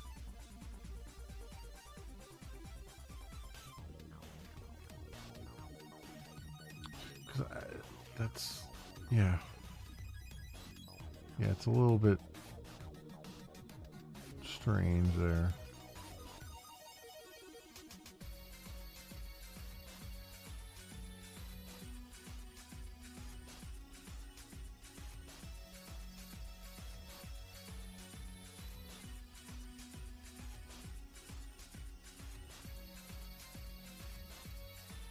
See, it's not printing anything out now.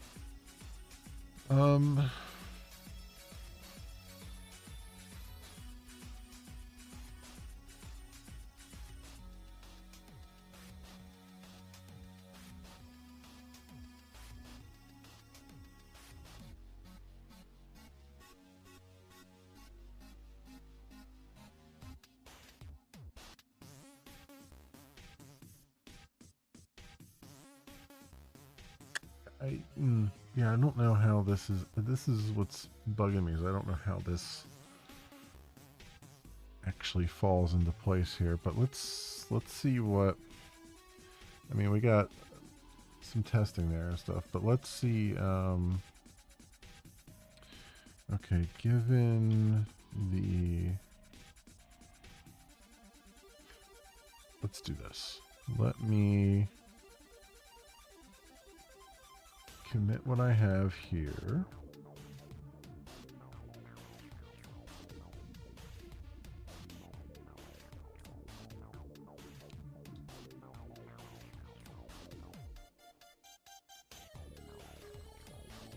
I don't want test output at all. Folder.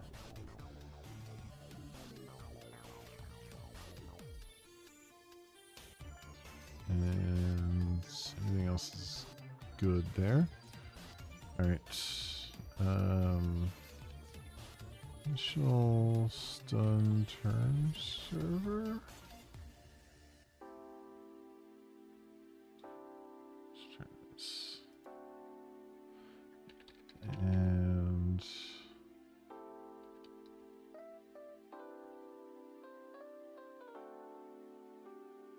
rejected non-fast forward. What? Was there a change here I didn't get?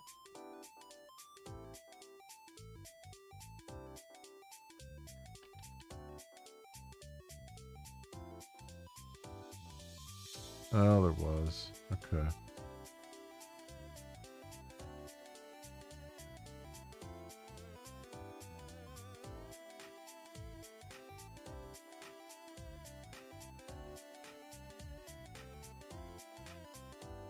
There we go.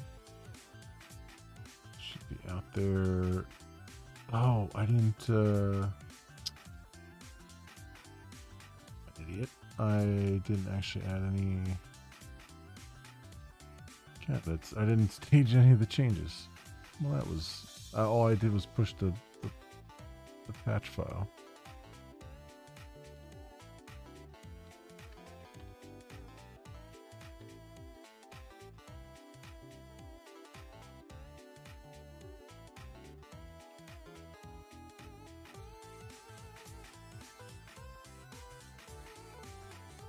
Yeah, that works a little bit better. It works better when you actually commit the code.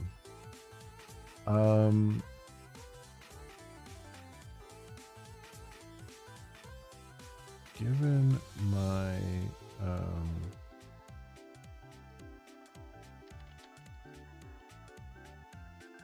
my stun turn server implementation here.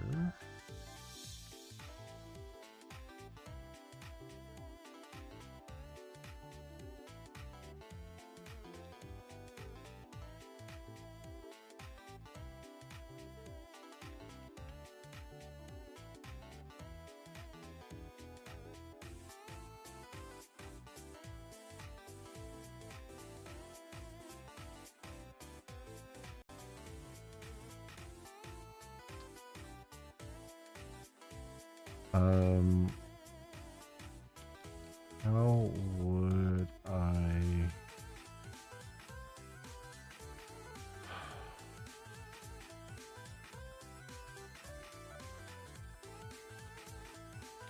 create a server that can consume WebRTC connections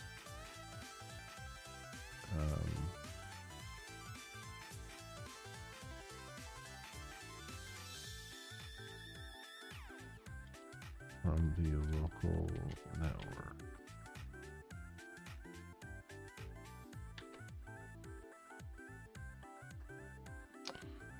Let's see what happens here.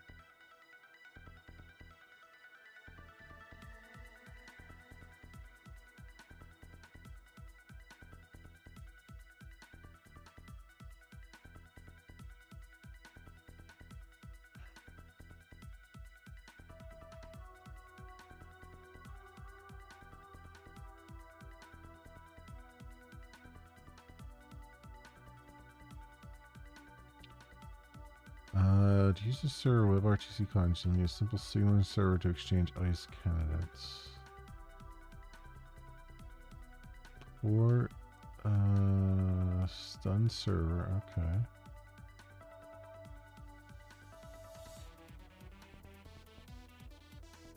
Client handshake. What the hell? ICE server, okay, local address, yeah. On message. Oh, it's extending WebSocket server. Okay. Where's it getting WebSocket server from? Org Java WebSocket.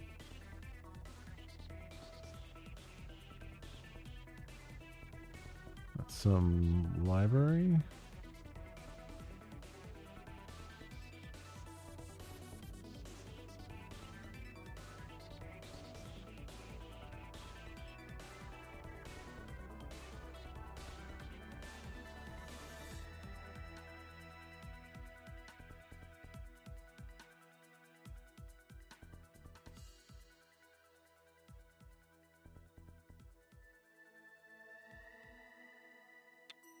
Message. ICE server config sending message. What? An error occurred when finding.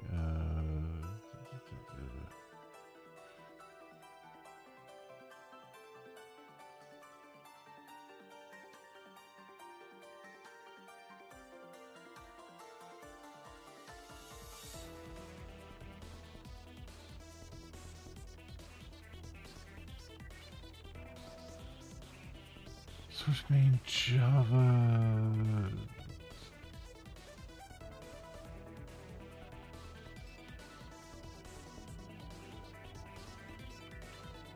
Wonder why I couldn't find that.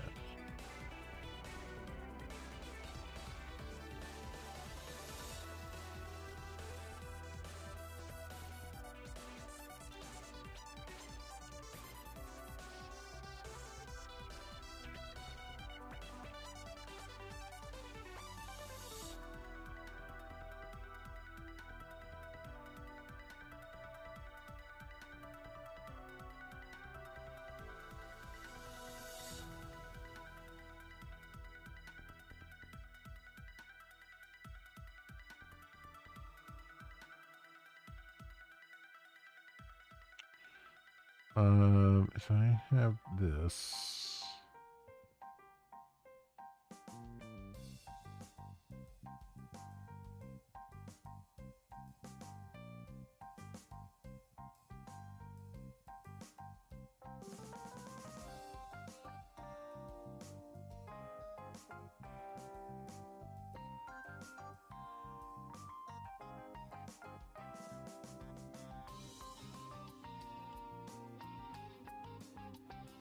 Okay, so that's in there. Let me see something.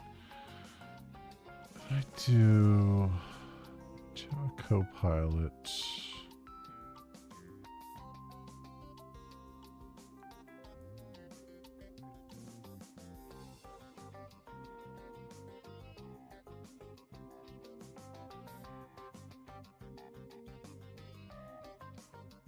Given my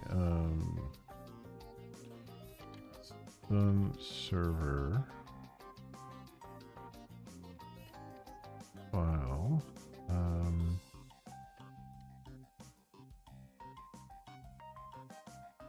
how would I go about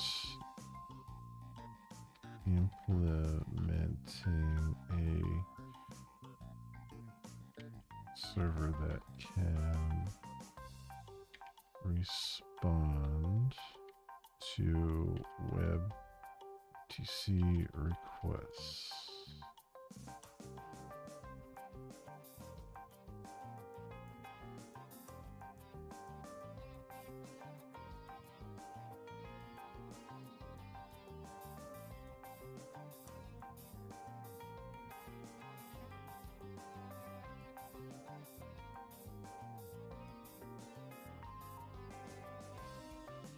That time it found it.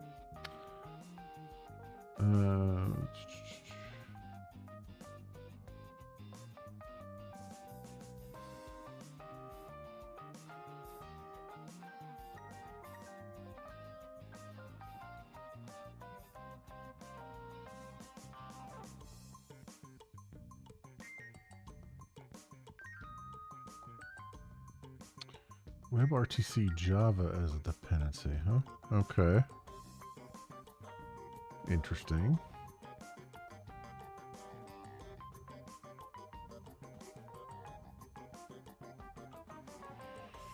Okay, so what do they want me to do here?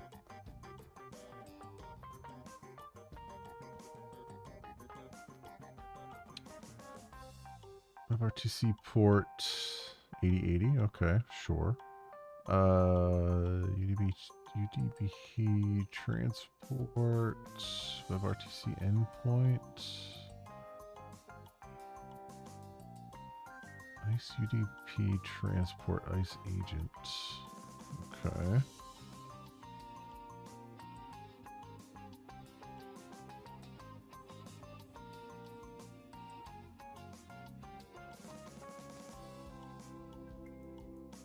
So WebRTC endpoint is setting it to that. ICE properties for WebRTC. ICE agent set controlling true. Set trickle true. DTLS for secure. I don't think we need that.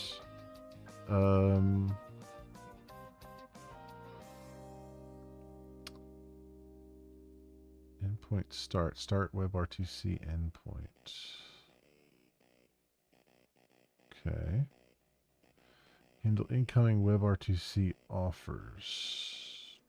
Session description. Generate answer.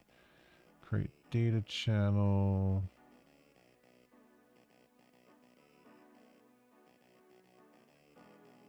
Method to set up data channels if needed. Set on message.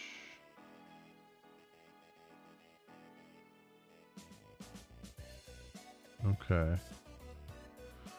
So the create data channel, so that'll be probably expand upon that, but close existing close code, get local candidates,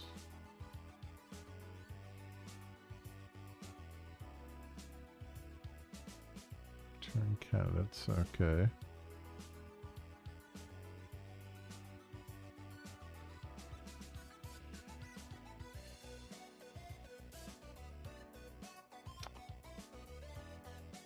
Receiving a WebRTC offer from a client. String client offer equals something. Answer server handle offer. Create data channel if needed. Get ICE candidates to send to the client.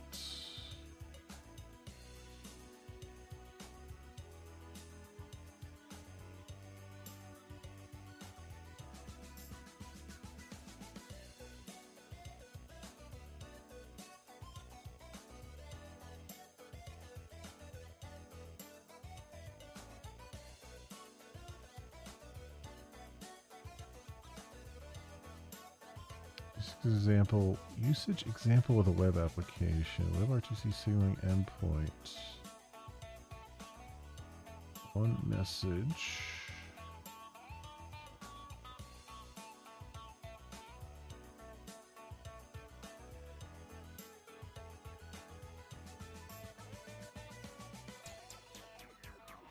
I get the more I dig into this, the more confusing it looks. It's kind of weird. It's like I feel like I'm getting runarounds here. Like I'm getting different competing answers to the question.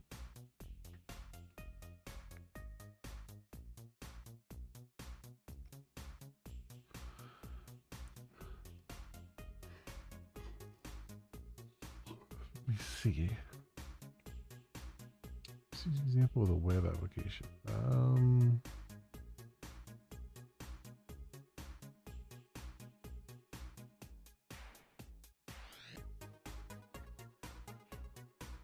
I guess first of all, I guess we gotta look at WebRTC Java. WebRTC Java.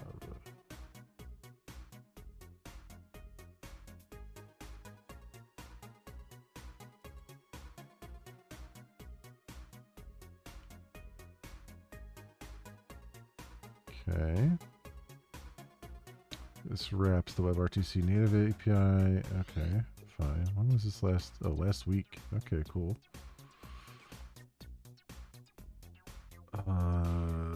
Looks like they're up to 0.90.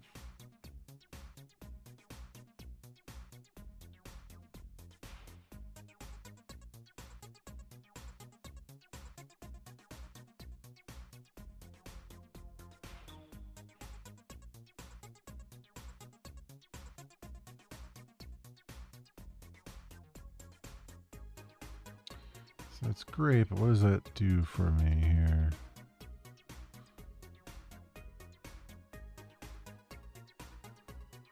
Internal ICE transport ICE server.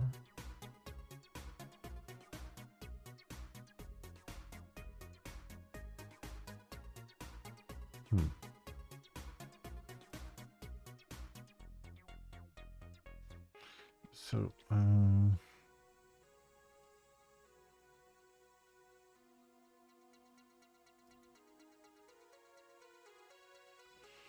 so it's not a bad library to be looking at, certainly.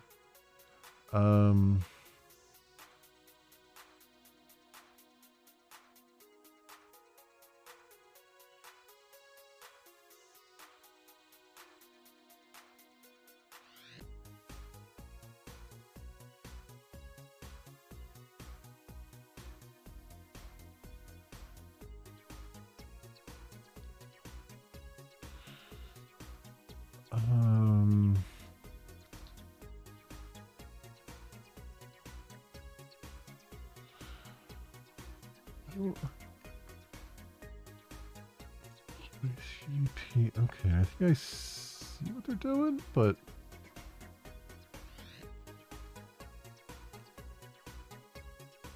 I'm still very confused.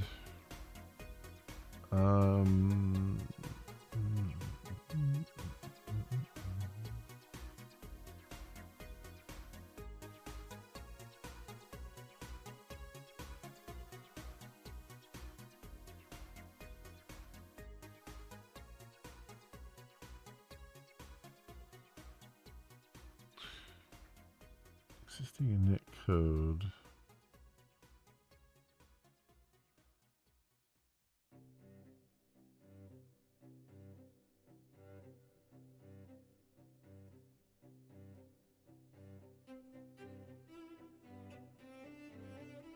Okay, so I have to do, let me see. I see, they just, it's good that it just added on to what I already had, but,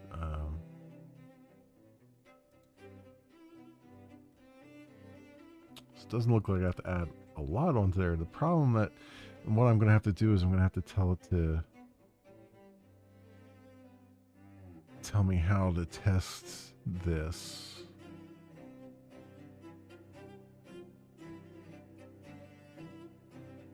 Like locally, so I can get a better idea of how that's working.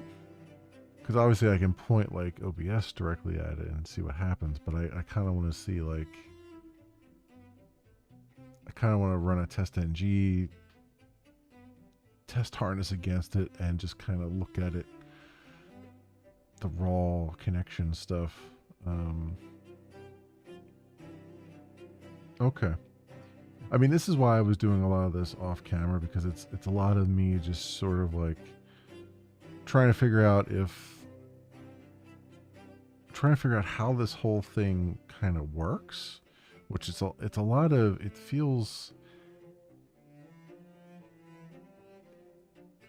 not, it's just kind of it's hard for me to grok exactly what's going on and why.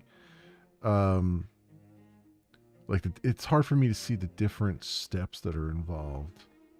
Um, and then on top of that, I have to constantly think, okay, is the AI fibbing?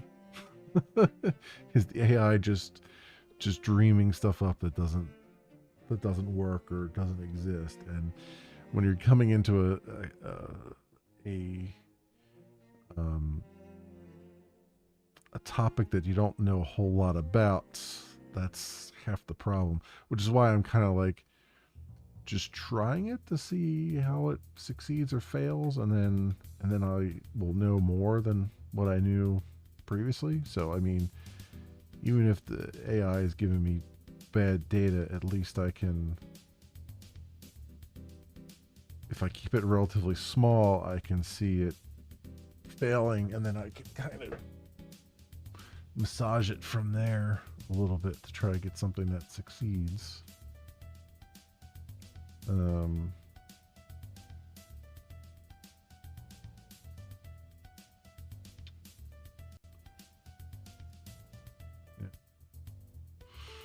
Okay. Having said all that, my brain is shutting down right now. I know it hasn't been a particularly long stream, but it's like it's been a long week. It's been a long week, and then sitting down trying to think about coding is somewhat difficult. So I think I'm just gonna kind of stop right there for right now. I'm gonna try to do more of this.